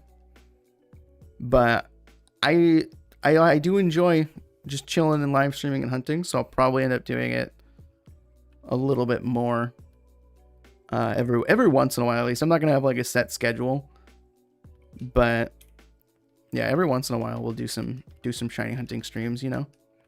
Just chill. We'll do the, obviously, since we failed the Nuzlocke yesterday, we'll go back and we'll do that at some point. But you should at least do the APOM in Coliseum. Luckily, APOM is one of the easier hunts in Coliseum. 2 minutes soft reset. Yeah, that's not terrible. The only problem, I can't do it where I'm at right now. Where I'm at right now in my apartment, the way that we have it set up, and the way that it's set up is literally if I have my computer on plus my heater, and then my fiance, for example, tries turning on the heater in the bedroom, then that blows the breaker. So I don't have the room at the moment to set up game cubes on top of that. Unless I do it in like an emulator, but who wants to do it in an emulator, right? I ate rice with beans and red beans, and when you put them on a plate, you can see some red gets on the plate with the meat. Oh, red beans and rice. We do red beans and rice a decent amount. Oh, Sister 19 LOL online. Oh, man. Damn, dude. You got me with that one.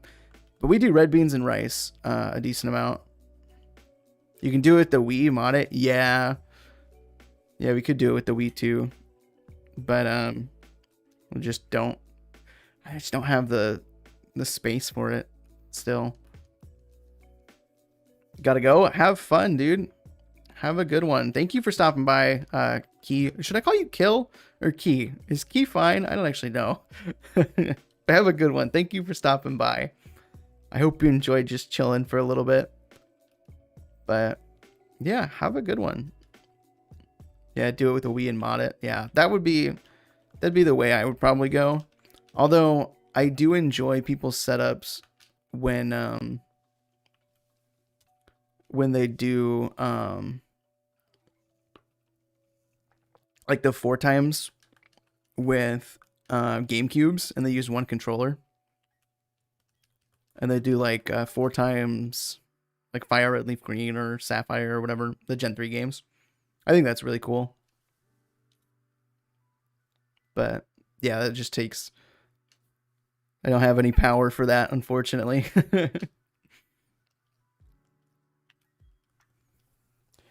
So yeah, we use a decent amount of power just between my office and the bedroom, so it doesn't really work very well.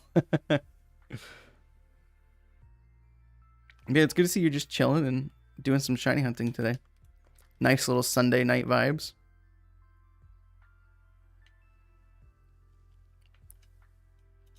The cube setup is super satisfying, but that would be just to get you started. Yeah, that's fair.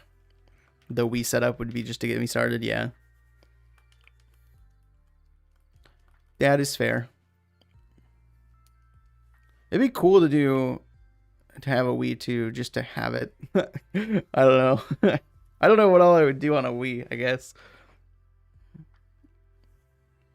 Especially for budget reasons, I always recommend the Wii as opposed to the cubes. Yeah, that's fair. Wii's are definitely cheaper, it looks like, on eBay and stuff. At least from what I've seen. Definitely a lot cheaper. Also, I probably should check. I haven't done this yet, and I probably should have. 37, I just realized that. I probably should check to make sure I can actually lower this Kyogre's health. Now that I think about it, because it's been a while since I've hunted it, and I don't actually know. So this reset, we're going to try to do that. You do on 5 GameCubes and 2 Wii's, 4 Japanese copies of Colosseum and 2 American versions. Nice. Nice. Let me try and see if I can make sure I don't KO this. Okay, so this is Thunderbolt here. Does Thunderbolt do a lot of damage? Yeah, that's a lot of versions, dude. I think the most. Oh, okay, so I can do. Okay, yeah, I'll be fine. I'll be fine if I just do 1 Thunderbolt. Even if I crit it, I should be okay. I think the most copies of a game that I have is I have 2 Platinums. And, well, I have 2 white as well. 2 Pokemon Whites. 1 in English and 1 in Japanese. But yeah, like, when I get my Emerald, which is the last one that I need for my collection, when I get that, even, like, I'm going to buy 2 of those so I can double hunt Mew.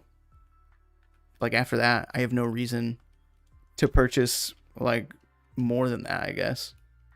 It seems even if you crit, yeah, even if I crit, I'll be okay with Thunderbolt.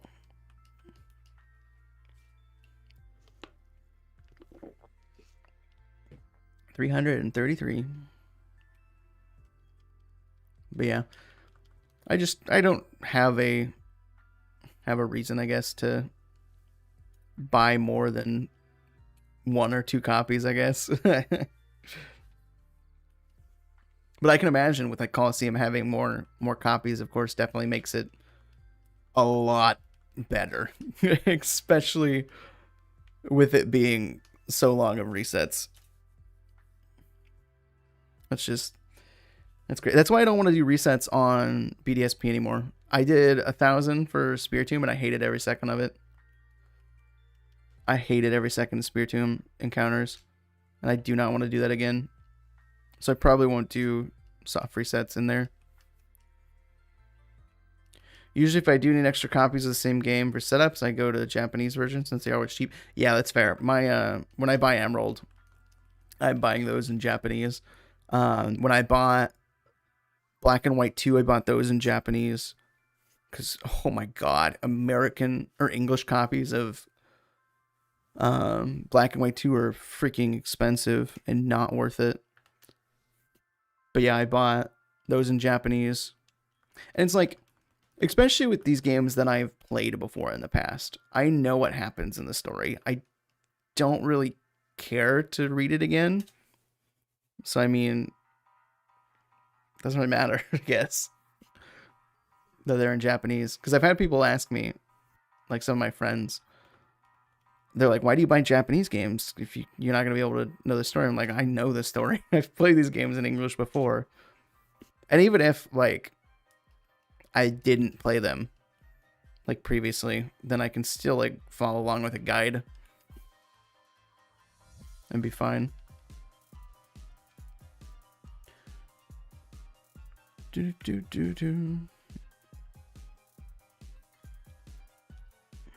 With my 6 times setup, I'm doing 150 resets per hour for this current hunt, which is nice, but it's messed up because that same as single hunting runaways in any other game. Yeah, true. True. Yeah, I think I got 150 in an hour in this Sapphire game, because we started a little bit above 500, I think.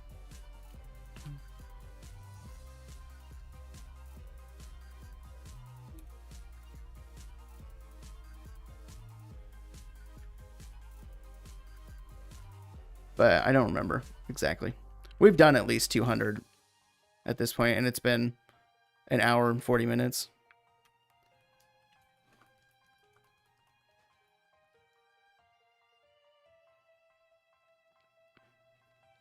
Your wife knows Japanese? Nice. That would make it super easy, I can imagine. Having somebody to know Japanese. Don't even bother Google. Yeah, sometimes I'll use Google Translate for like some things. Like I'll use the app on my phone to like point the camera at the text. But yeah, I can imagine having someone who knows Japanese is a lot better. What did Lil message?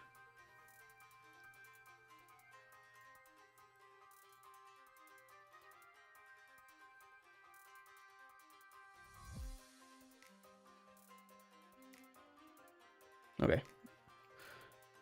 Did I count this? I don't even know. But yeah, like sometimes I'll use the Google Translate app. I've gotten pretty used to kind of identifying what a lot of the Japanese things are at this point, because I've played so many games through in Japanese. But sometimes I still have trouble.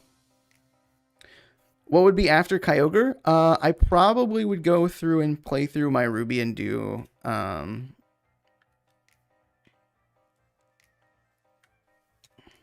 Groudon after that.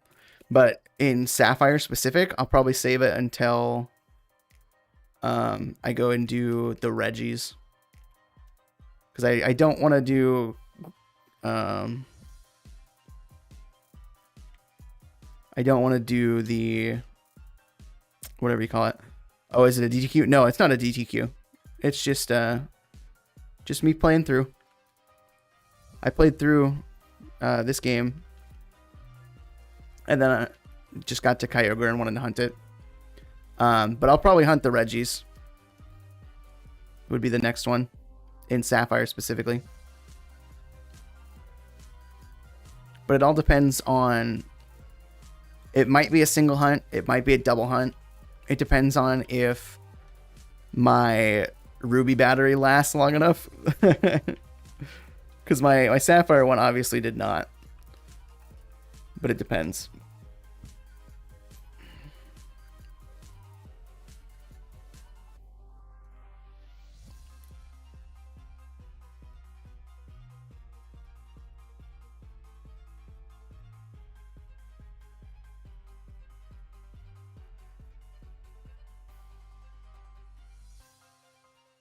Sorry, just replying to a message.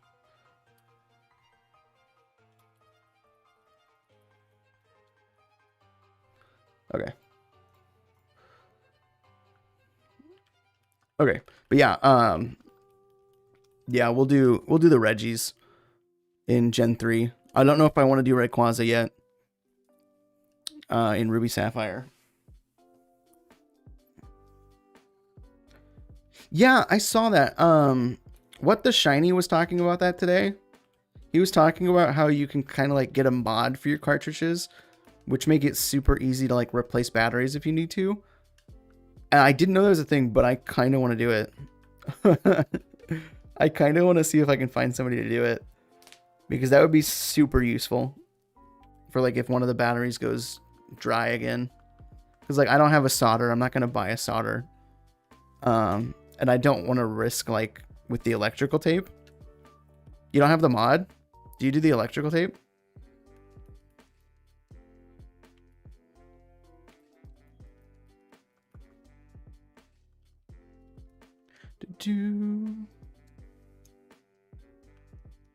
Yeah, because I thought about doing the electrical tape, and I don't trust myself with that. So I'm just not going to do it that way, I guess.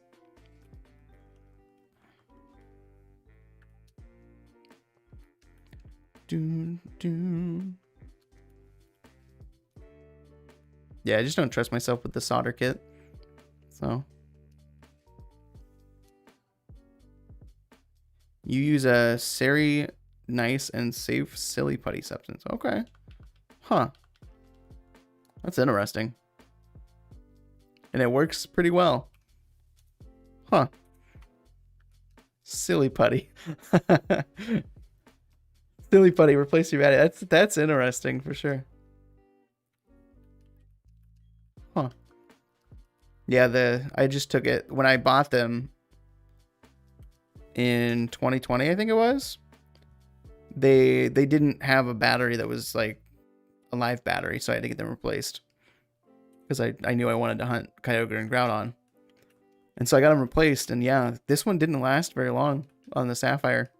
I don't feel like I played it that much either. That's the problem. So it's like, why did you die so early, friend?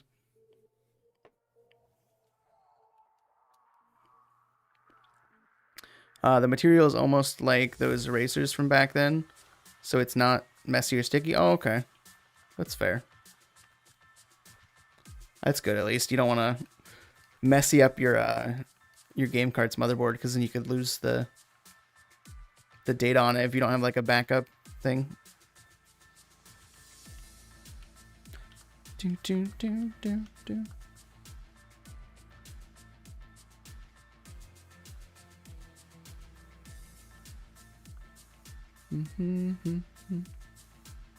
Oh yeah, it's very clean. Yeah, that's fair. Makes it so much easier, I can imagine. I can imagine that makes it pretty easy. Okay, let's go ahead and get more Kyogres. We'll probably get to 4,000 today on Kyogre, which is crazy for single hunting. Yeah, we started at like, I think we started at 575. I think that's what we started at when we started streaming. We started at, or not. Yeah, we started at 3,575, I think. But we started today because I did a little bit of testing beforehand to make sure that the encounters flowed well enough together. And I think we started at 3,500. And so we'll probably make it to 4,000 today. Which isn't bad. Getting some Kyogre encounters in. I'm just so happy that I can actually encounter it again. And like go for the shiny. Because of the GB operator. Using like an emulator. Are you manual counting? Yeah, I'm manual counting. I have not set up an auto counter. I just don't really feel like it. I mean, they're nice, but I just like doing it myself, you know? Just like clicking my button all by myself. Oh,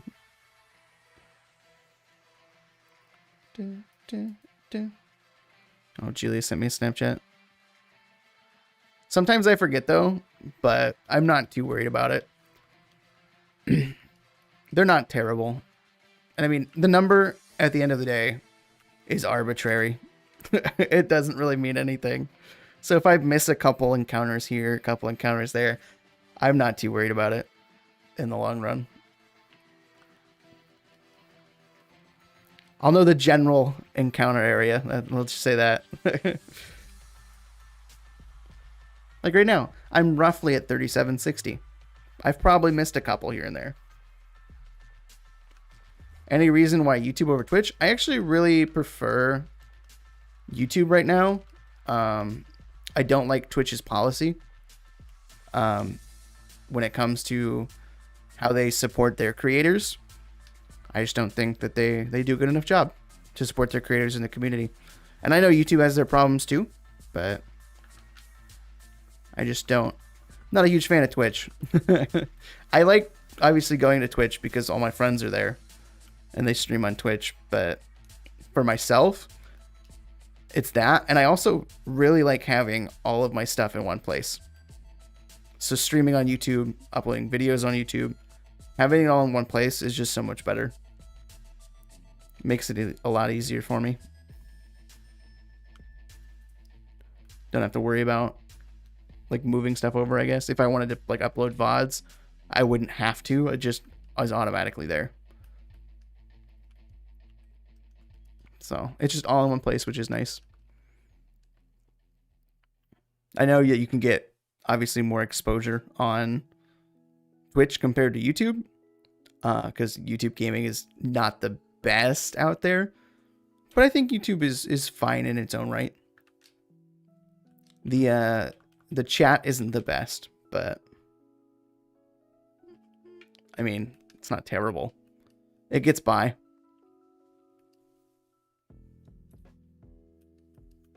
And I mean, once I get into the once I eventually get into the partner program, I mean, then we get channel memberships, which is not just for my live streams, but also for videos, which is, I think, a cool thing.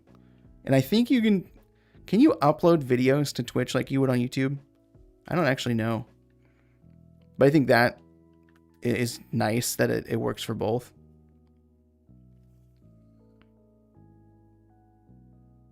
Yeah.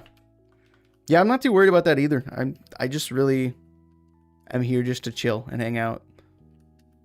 And might as well just do it on YouTube. Collection for your shinies. Yeah, that's fair.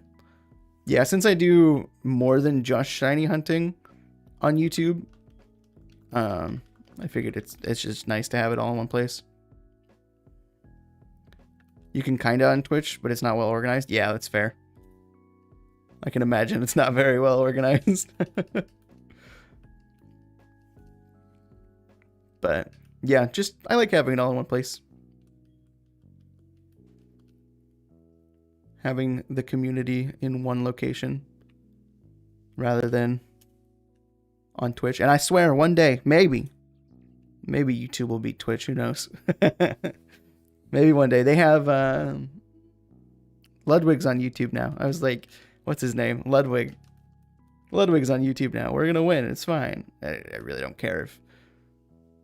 At the end of the day, I really don't care if YouTube ends up beating Twitch as the best streaming platform. I just prefer it for my own organization, like I said. And obviously Twitch's policies sometimes are not the best. Never the other way around, unfortunately. Yeah, that's fair.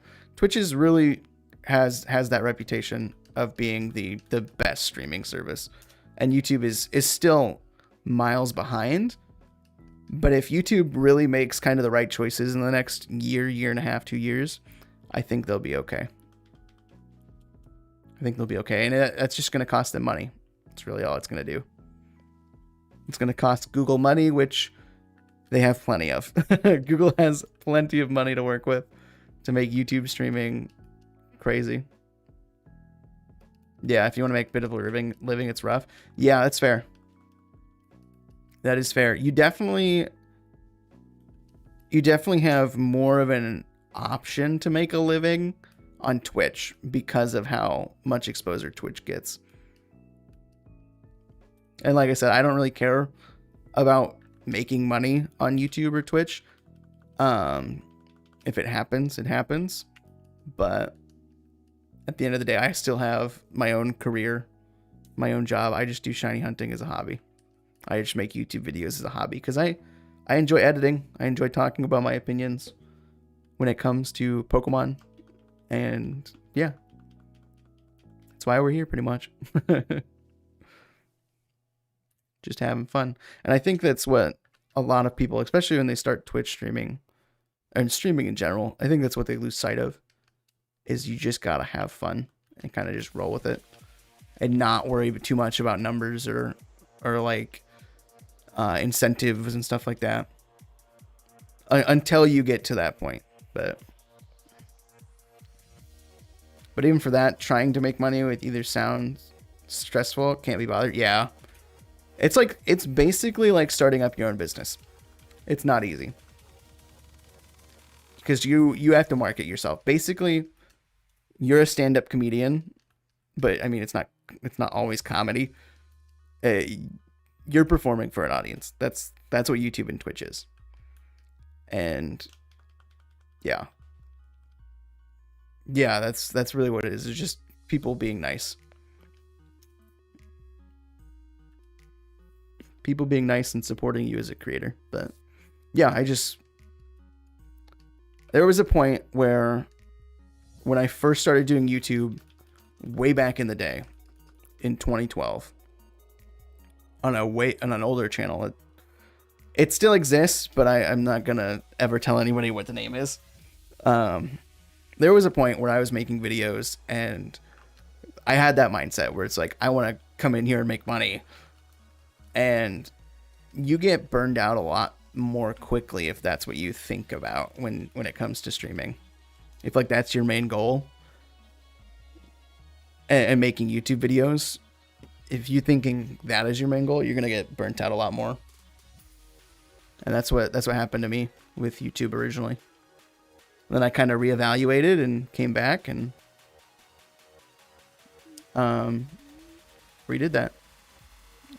Restarted, I guess. It's entertainment, exactly. Viewers are customers. You got to maintain attention spans. But unfortunately, people are fickle. Humans do be like that. Yeah, that's true. You gotta keep people's attention. Unfortunately, and I mean, there's a niche for a lot of different things.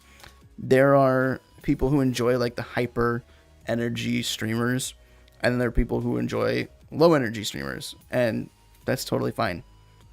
Not everybody's gonna like everything.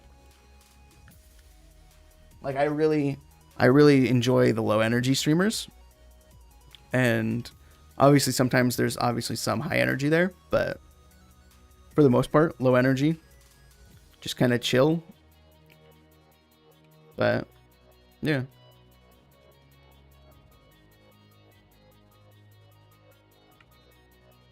And he thought, man, I'm good. Yeah, that's fair. That's fair. If it's not like your main source of income, then it's like, it's nice because you can drop it whenever. Just kind of do your own thing. If it's like draining you or something. But yeah, it's interesting people's mindsets when it comes to streaming initially, because they see the articles where it's like, oh, this person makes so much on Twitch for streaming, and they're like, oh, I can do that. And they sit there and they're like, well, why am I not making money? I'm sitting here live streaming, and where's my money? Right? But some people just don't understand, you know? But yeah, it's just, and the crazy part is, yeah, it all depends on your personality and what your viewers in the long run end up liking. So I hope this I hope that my streams and videos are pretty chill for the most part. I don't want to come off as like super hyper or anything like that. That's just never been me. I mean, I get funny sometimes, like when I'm in calls with friends, but for the most part, I'm usually pretty chill. It's a bit cringe when people want to get into the partner program, but don't realize everything that has to be done in order to make it. Yeah, you gotta. Well, nowadays, yeah, the YouTube partner program, for example, used to be super easy to get into. I'm pretty sure one of my old accounts is like grandfathered into it because of how easy it was.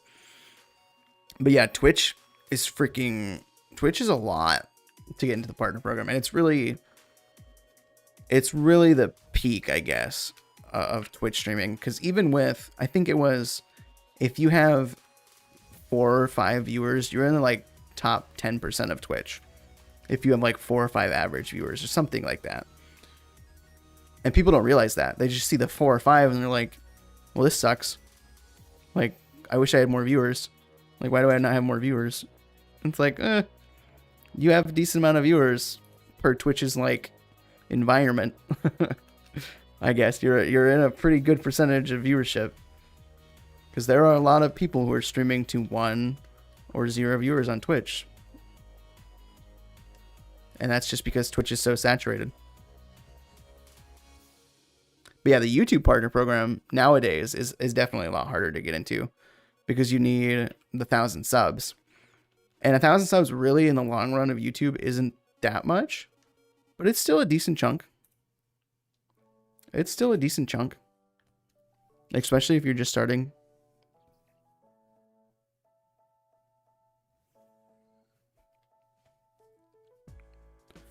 Don't get me wrong, it's cool people aiming for it, but I see all the time and time again when people start streaming and get discouraged because no views and they just start complaining. Yeah, that's the problem. And I experienced this too at one point, with my own personal experience with Twitch. It's like, we worry too much about the viewership. And like, obviously on my second monitor, I can see my concurrent viewers, but the only time I ever look over my second monitor is for chat. I really don't care about concurrent viewers. And that's the one thing people worry too much about, is their viewership. And then they don't understand why they're not getting views. And for example, there was someone in the Pokemon community a while back who was wondering why they weren't partner yet. And they've been streaming for so many years or whatever. I think you know what I'm talking about, Clock. But then you look at their videos and you look at their streams, and yeah, they're talking throughout, but it's, in my opinion at least, it just wasn't entertaining, I guess. I don't know. That's just me personally, but you kind of have to be welcoming and entertaining to some extent, or in like my case and a lot of other people's cases, you got to just be a chill place to hang out. I mean, I hope it's a chill place to hang out here, but who knows? I might be wrong. I might be super boring, but you got to have kind of that. I guess you gotta have like a specific vibe if you really want to get like big on Twitch and on YouTube. I got like that when I started, yes, but then I snapped out of it. Dude, I asked myself a simple question: why am I doing that? After answering that simple question, I've enjoyed it ever since. Yeah, that's how I was too when I came back, because like I took a huge break after the whole situation with my old account. And I really kind of uploaded here and there on YouTube, but it wasn't much. And then I kind of really asked myself this last year when I was getting the thoughts of getting back into YouTube. I was like, okay, why do I want to do this? And I told myself, I was like, number one, I love Pokemon. I love Halo. Obviously, now that we're doing the Halo uploads. And I want to discuss Pokemon, and I want to play Pokemon. And just really just have fun. That's really all it is. That's all it is for me. It's just, I get to create stuff and show it to people, whether it's complete shite in the eyes of YouTube. If I had fun creating it, I don't care. Really don't care. Like my Halo content. I know that it's not getting a lot of views. I don't care. I have fun editing those videos. I had fun playing the game. Like that was something that was close to me. And if people don't want to watch it, people don't want to watch it. I don't care. I know that I'm a Pokemon channel, And so like the algorithm isn't gonna acknowledge the halo as much, but like I still like it. I don't care. I'm still gonna upload it, whether it gets views or not. I do what I do now with or without being live. Only difference is when I hit the live button, I'm just sharing with me. So yeah, pretty much. Pretty much. I have no reason to put on like a face or anything or try and, I guess, sell myself even more than I currently do on like that I do with my videos. Like obviously I am going to ask people to subscribe in the videos and stuff. Like that's a given. If you like the content, subscribe. That's a given in really anywhere. But I'm not going to get mad if people don't want to subscribe. Like whatever. Whatever. If the content's not for you, it's not for you. That's pretty much it. But yeah. Just the standard stuff. Yeah, pretty much. Pretty much. Yeah, like that. Hit that like oh my god, I was so cringe. There was one point when I was doing Minecraft videos on an old channel. I'm gonna hate saying this. So I thought this was a genius idea back in the day. I was gonna say during my videos, instead of just like smash that like button or whatever, I was gonna tell my fans to love tap that like button. Give it a little love tap. I thought that was genius, and now I just cringe at it. Love tap that like button. I remember that now too. God, now I'm cringing at myself. Love tap that like button. Yeah, it was so cringe now that I look back on it. Love tap that like button. I might start using it just out of pure spite for myself. No, I don't even think, because like I know people say like at the beginning of their videos, like this video if you like it or whatever. I don't even say that at the beginning usually. I don't think, because like in my Halo ones is at the end. I don't remember what I did for my Legends Arceus one. I think I did it at the end too. It's like I'm just gonna upload myself talking, and if people like it, they like it, I guess. At least you snapped out of the cringe. I'm just cringe by default. No, you're not cringe. You're fine. You're fine.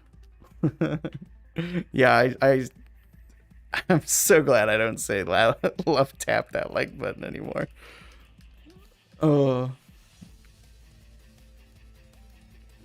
that was just so bad thinking back on it now. Man.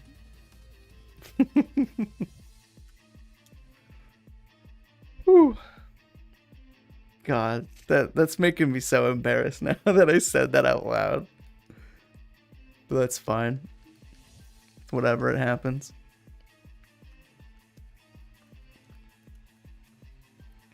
Man. Love tap that like button. I don't remember what else I used to say. There was like cringy back in the day.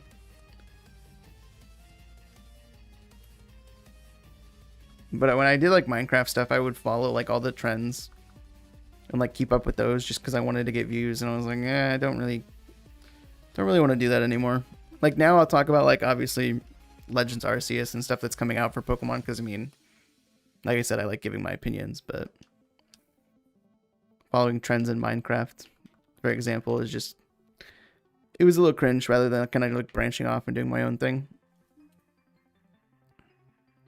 But yeah, I was interesting. At one point, what was the channel name that I really enjoyed as a kid in like middle school, high school? There was a channel name who did like gaming news, and I like really wanted to be like him. And I started like kind of doing my own gaming news stuff, like just on general gaming news stuff rather than stuff I actually cared about. And I hated that, like, the entire time I did it.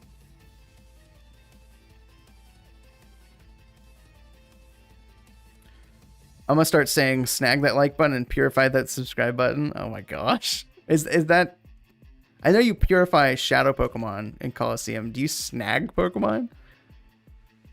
Is that what it's called when you catch them from the other trainers? Is it called snag? You do, yes? Yeah, that's fair. That's funny. Yeah, no, I'll probably be playing Colosseum at some point on the channel because I have not played it before. And so I'll probably play through Colosseum and XD because I think I have them on my list. Let me check. Yeah, I have a Colosseum playthrough, XD playthrough, and a mystery dungeon, either like the mystery dungeon game playthroughs as like potential playthroughs, but I'm gonna do those a little bit later. I want to get through a majority of the Halo Infinite playthrough before I start those. But yeah, we'll do those at some point because I've never played any of those games. I've never played the mystery dungeon games. I've never played Colosseum or XD because I never owned a GameCube or a Wii growing up, and so it was something I've never played. So yeah, I'll play those at some point. Sometime this year, probably. Hope you like Colosseum. I've heard good things about it. Most people do. Yeah, that's fair. I've heard really good things about Colosseum. But I should be okay with it. I've played one of the Ranger games, and that's like the first Ranger game when Diamond and Pearl came out. I played that game, and that was the really only spin-off I've played. And for some reason, I really liked Pokemon Ranger. It's such a stupid kind of concept with like circling Pokemon on a Joy-Con or on a screen with a stylus, but I really enjoyed it. I don't know why, but I did. But yeah, we'll play those at some point on stream, or not on stream, on the channel, so that we can get that experience kind of out there, I guess. And show my first experience with those games.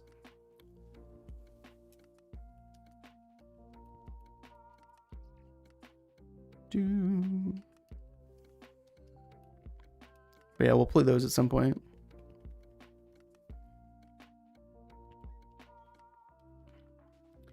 It's happened to like 2 people in the Colosseum shiny hunting community where they've gotten a shiny Colosseum Pokemon through regular playthroughs, so you never know. That would be funny.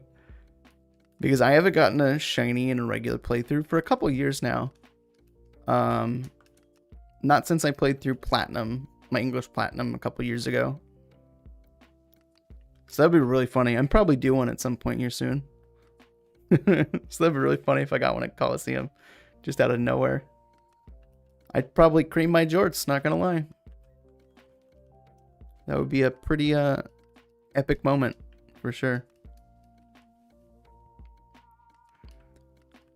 But I'm still debating on how I want to, like, edit those videos. If I want them to be, like, kind of edited like Halo Infinite's playthrough has been, or if I want to not edit them at all, or at least for the most part not edit them, and kind of like keep majority of the playthrough in there. But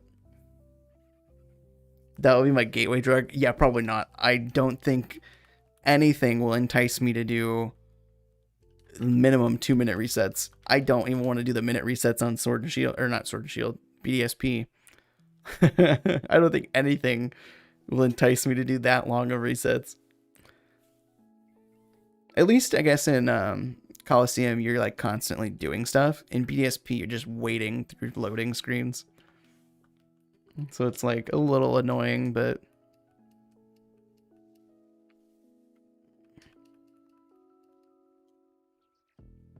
yeah, I don't think anything in this world will. Hi, I've been lurking a while, but wanted to pop in and chat. Hello, cat.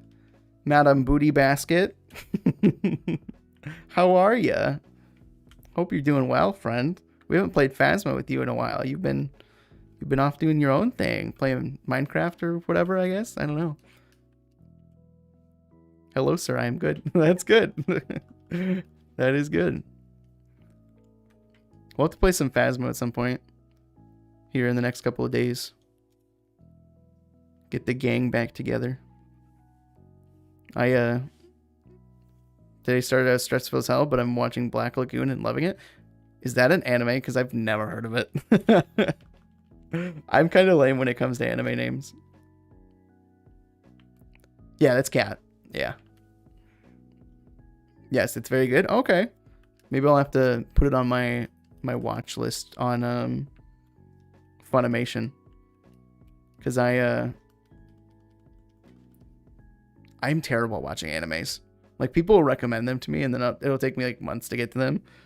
But yeah, it's a struggle. I just forget Funimation exists, even though I pay for it every month. And I think Miranda will be using my Funimation a lot more than me, which is kind of funny. Very anti-imperialist, anti-Nazi type deal. Okay. Interesting. Huh. Oh, I'm waiting for that. I see the message on my overlay before I see it on my like actual chat, which is weird. Which is very interesting to me considering the history of Japan and the way they deny being a part of the Axis powers. Yeah, that is super weird. That is super weird. Japan really just like wants to forget wants to forget the whole World War II thing. I guess, were they involved in World War I as much as they were in World War II? I don't remember. People were recommending me One Piece for years. Finally did it. Could not get through it. I tried watching a couple episodes of One Piece and wanted to die. I know people really enjoy One Piece, but I just can't watch it. I don't know. I'm just not a huge fan. And I know a lot of people are fans of it, but I'm just not. I don't know. And it's just I think it's the dread of having to watch all those episodes if I do get into it. And that is a long time commitment. And I know it's something that I can do like on the side while I'm working or while I'm shiny hunting. But it's like, is it really necessary? But yeah, I couldn't do One Piece. Wasn't my cup of tea. Okay, Kyogre, I need you to shine at some point. Because I need to get shinies before odds so that I can rub it in Cat's face. Because apparently I have that kind of luck. Although I have gone over odds with hunts before, right? It's just I've had stupid luck recently. Especially for full odds. Angry face. Here, I'll give you a here, Cat, have an Apom gift. You look like you need an Apom gift. Man. Yeah, I've been... Oh, you can't see it? You don't have better... Do you not have better TTV enabled?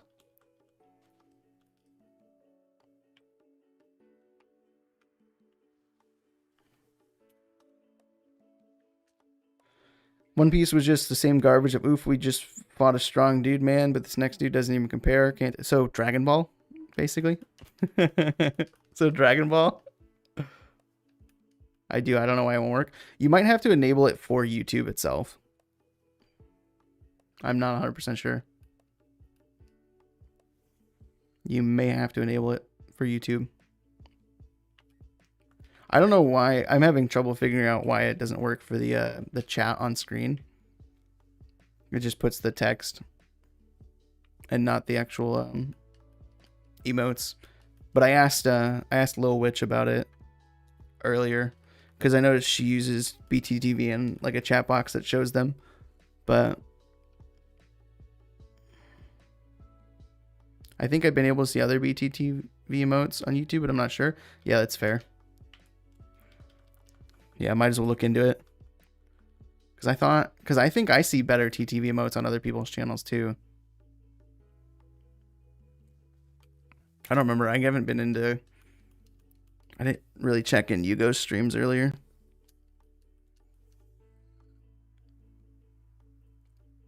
The only reason I like DBZ is just grandfather nostalgia, so the anime corporations got my little kid small brain back then. Yeah, that's fair. I really enjoyed not as much regular Dragon Ball, but I enjoyed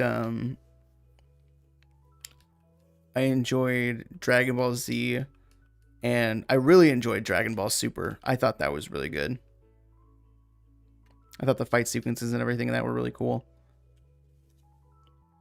But getting into any shonen anime is just like, yeah, it's a long dragging kind of thing. Shonen is really long animes. Because, I mean, you look at... Is Naruto shonen? I don't remember. Because Naruto's long. Dragon Ball. If you start Dragon Ball Z, Dragon Ball Super, it's really long. Takes a little while. Naruto can be long. Naruto is very long because of all of the frickin' flashbacks. And yeah, they are. Okay. All the flashbacks and all the filler episodes. That's why I liked Jujutsu Kaisen, right? Because they break every annoying shonen trope. Yeah, that's fair. That is fair. Someone was saying the other day that in a live stream that I was in that Naruto was boring because the fight sequences take like 20 episodes. I'm like, yeah, they do kind of take a long time, but these are like these like really hyped up things throughout the story. So like the main beats, so it makes sense. But I can understand why it's annoying. Naruto flashbacks are so bad. Yeah, some of them I literally skipped a lot of them. When I was first watching through Naruto. And nowadays, if people are like, I want to watch Naruto, I recommend they don't watch Naruto and that they just watch Naruto Shippuden instead. Because Shippuden is a lot better with filler. I mean, there are a lot of flashbacks, but there's not as much filler as the original.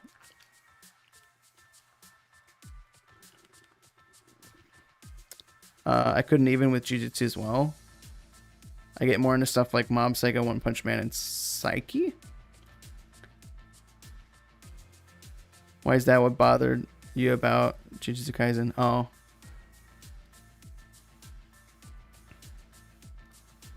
Still need to watch Mob Psycho. I really enjoyed, there are some shorter animes that I really enjoy. Like, I enjoyed, Parasite was really good. Parasite was a good one.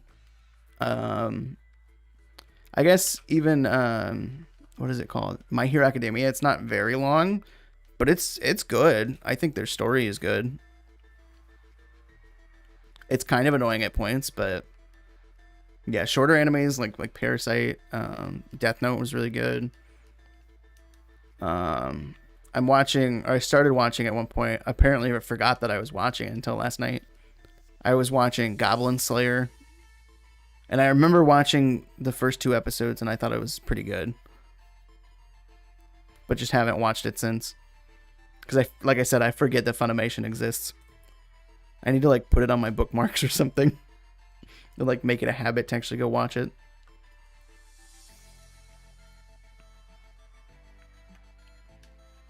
But yeah, Miranda will probably use it a lot more than I do. Even if I gave it the benefit of the doubt with Jujutsu Kaisen, saw the first couple of episodes, gets the action in general, but it's a me thing. It's becoming cynical with any shonen anime, period. Yeah, that's fair. I felt the way about My Hero Academia the way I feel about Jujutsu Kaisen now. I thought it was a really good take on the shonen formula, did the tropes in a way less annoying way. Yeah, that's fair.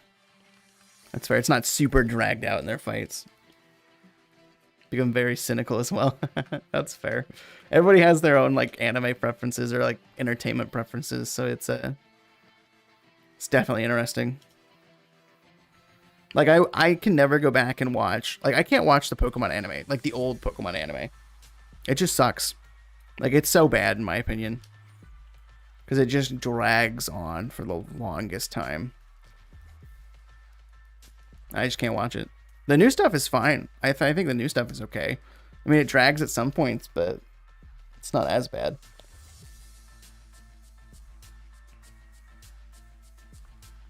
But yeah, some of the older Pokemon series just suck.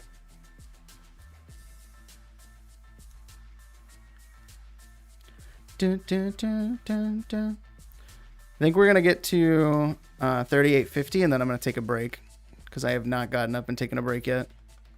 And then we'll finish out the last 150 for the stream. Dun, dun.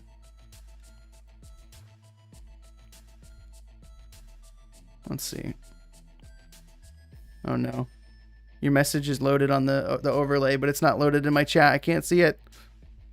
I can't see it. Load Chatbox. Why is it not loading? Hold up, let me see it. Let's do this.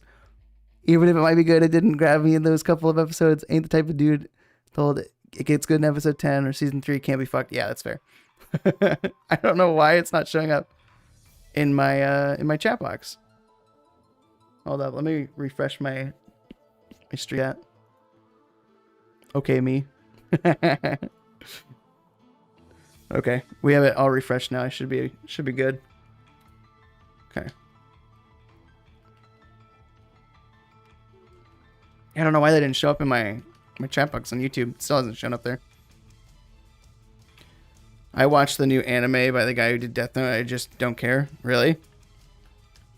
What is it called? I don't know if I've heard of it.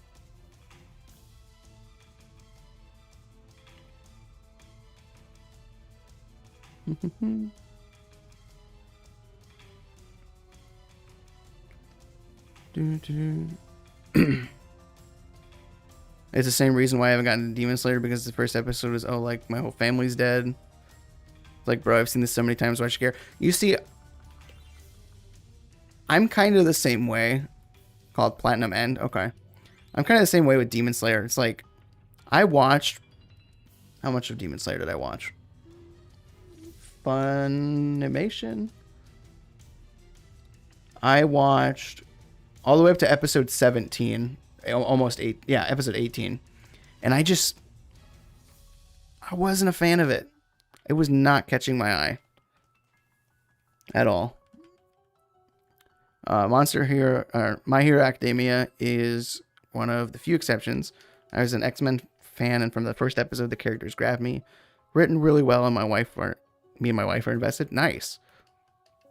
Nice. Yeah, I can't get Julia to watch anime. She don't care. She don't care about anime. She don't give a damn about no animes, which is fine. She likes her shows, I like mine. Yeah, I watched the first 17 episodes of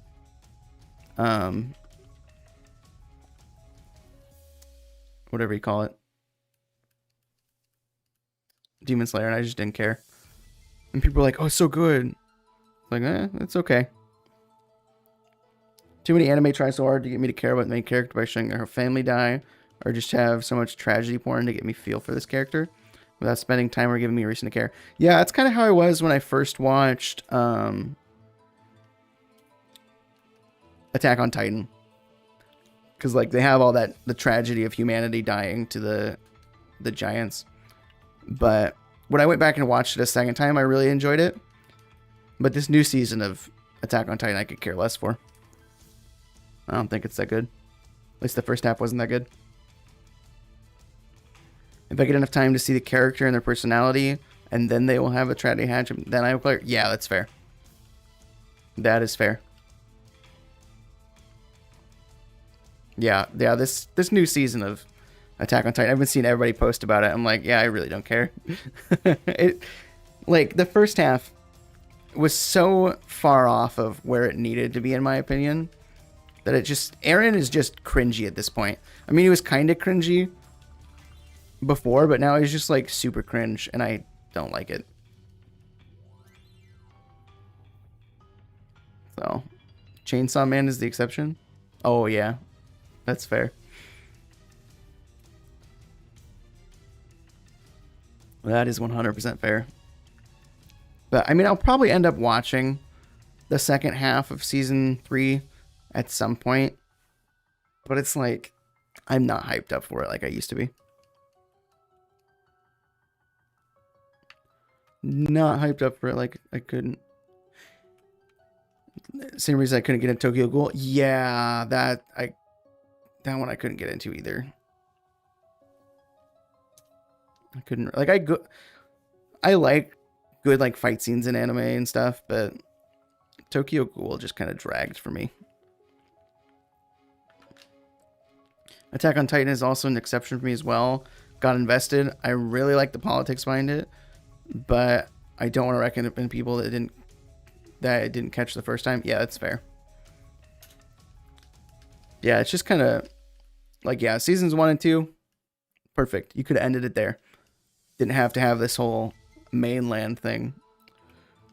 And now Eren Yeager's war on everybody and anyone. It's like, it just seems like a dumb concept to me. Need to watch Europa? Eurofia? Or no? How do I say that? I'm stupid. I've never heard of that anime. I don't think.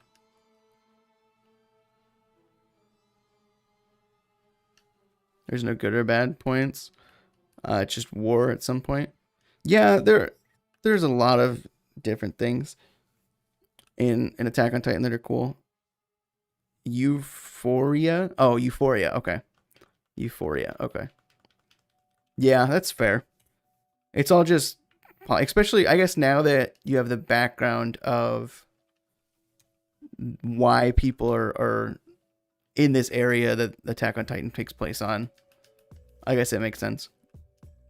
It's a show on HBO, not an anime. Oh. Yeah, that's probably why I'd never heard of it. I don't have HBO. Actually, I did have HBO. Or no, I do. I think I have HBO Max. I have it through Julia's brother, I think.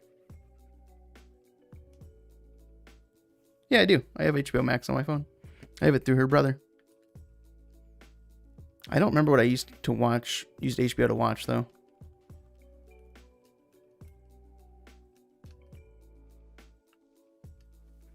Don't remember what I used HBO to watch when I watched it. I'd have to log in and check.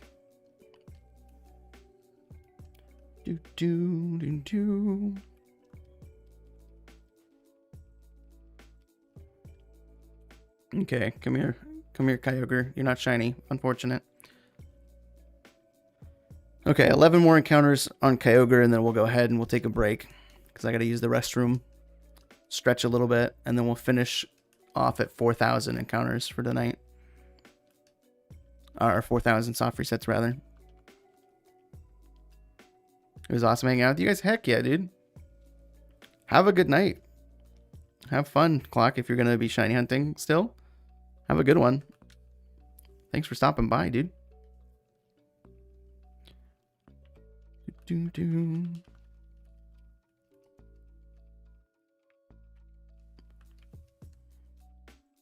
Man.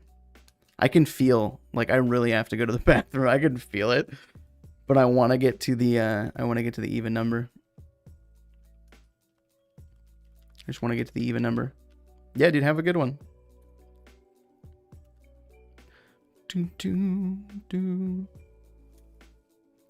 We'll be here just chilling, doing some shiny hunting.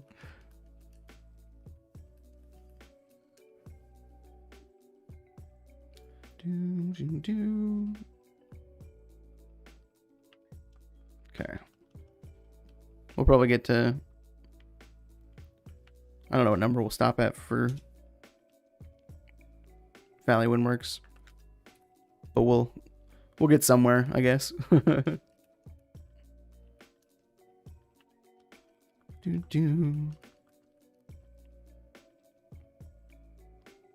Give a good spin. Beautiful. This is such like a chill like way to shiny hunt, just doing the Kyogre resets and the random encounters. So chill. Glad I could pop in chat for a little bit. Yeah, of course. Glad to be here and streaming. You know, just hanging out, having a good time. I mean, I normally just sit here and shiny hunt anyways, so I figured why not just live stream it. Have people come on by if they want to. And just relax. Have some music going on in the background. Oh my god, give me an encounter. I have Illuminate, bro. But yeah, just chill, you know? Do, do, do. Do, do, do. I hope we do get Kyogre, though, before odds. That would be really funny. And it would be nice, because then I can go on to other hunts in this game, because I've been stuck on Kyogre now for a while, especially since after my battery died. Didn't know if I was going to be able to hunt it, but thankfully we have the GB operator. One moment. One moment.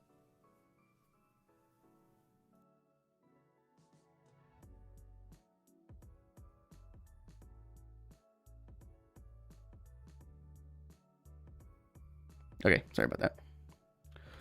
Okay. 5 more resets and then we'll take a break. Actually, how long have we been going? We've been going for 3 hours. I think that's fine. I think 3 hours is okay. We don't have to necessarily get to 4,000 a day. I think we'll call it after 3850. Why not? I gotta go up and go to the bathroom anyways. Maybe I'll hop on Discord, do some Phasmo if you're down, Kat. I'll see if Miranda's awake. I know she's been trying to fix her sleep schedule, but we'll see if she's awake. She's been struggling with that.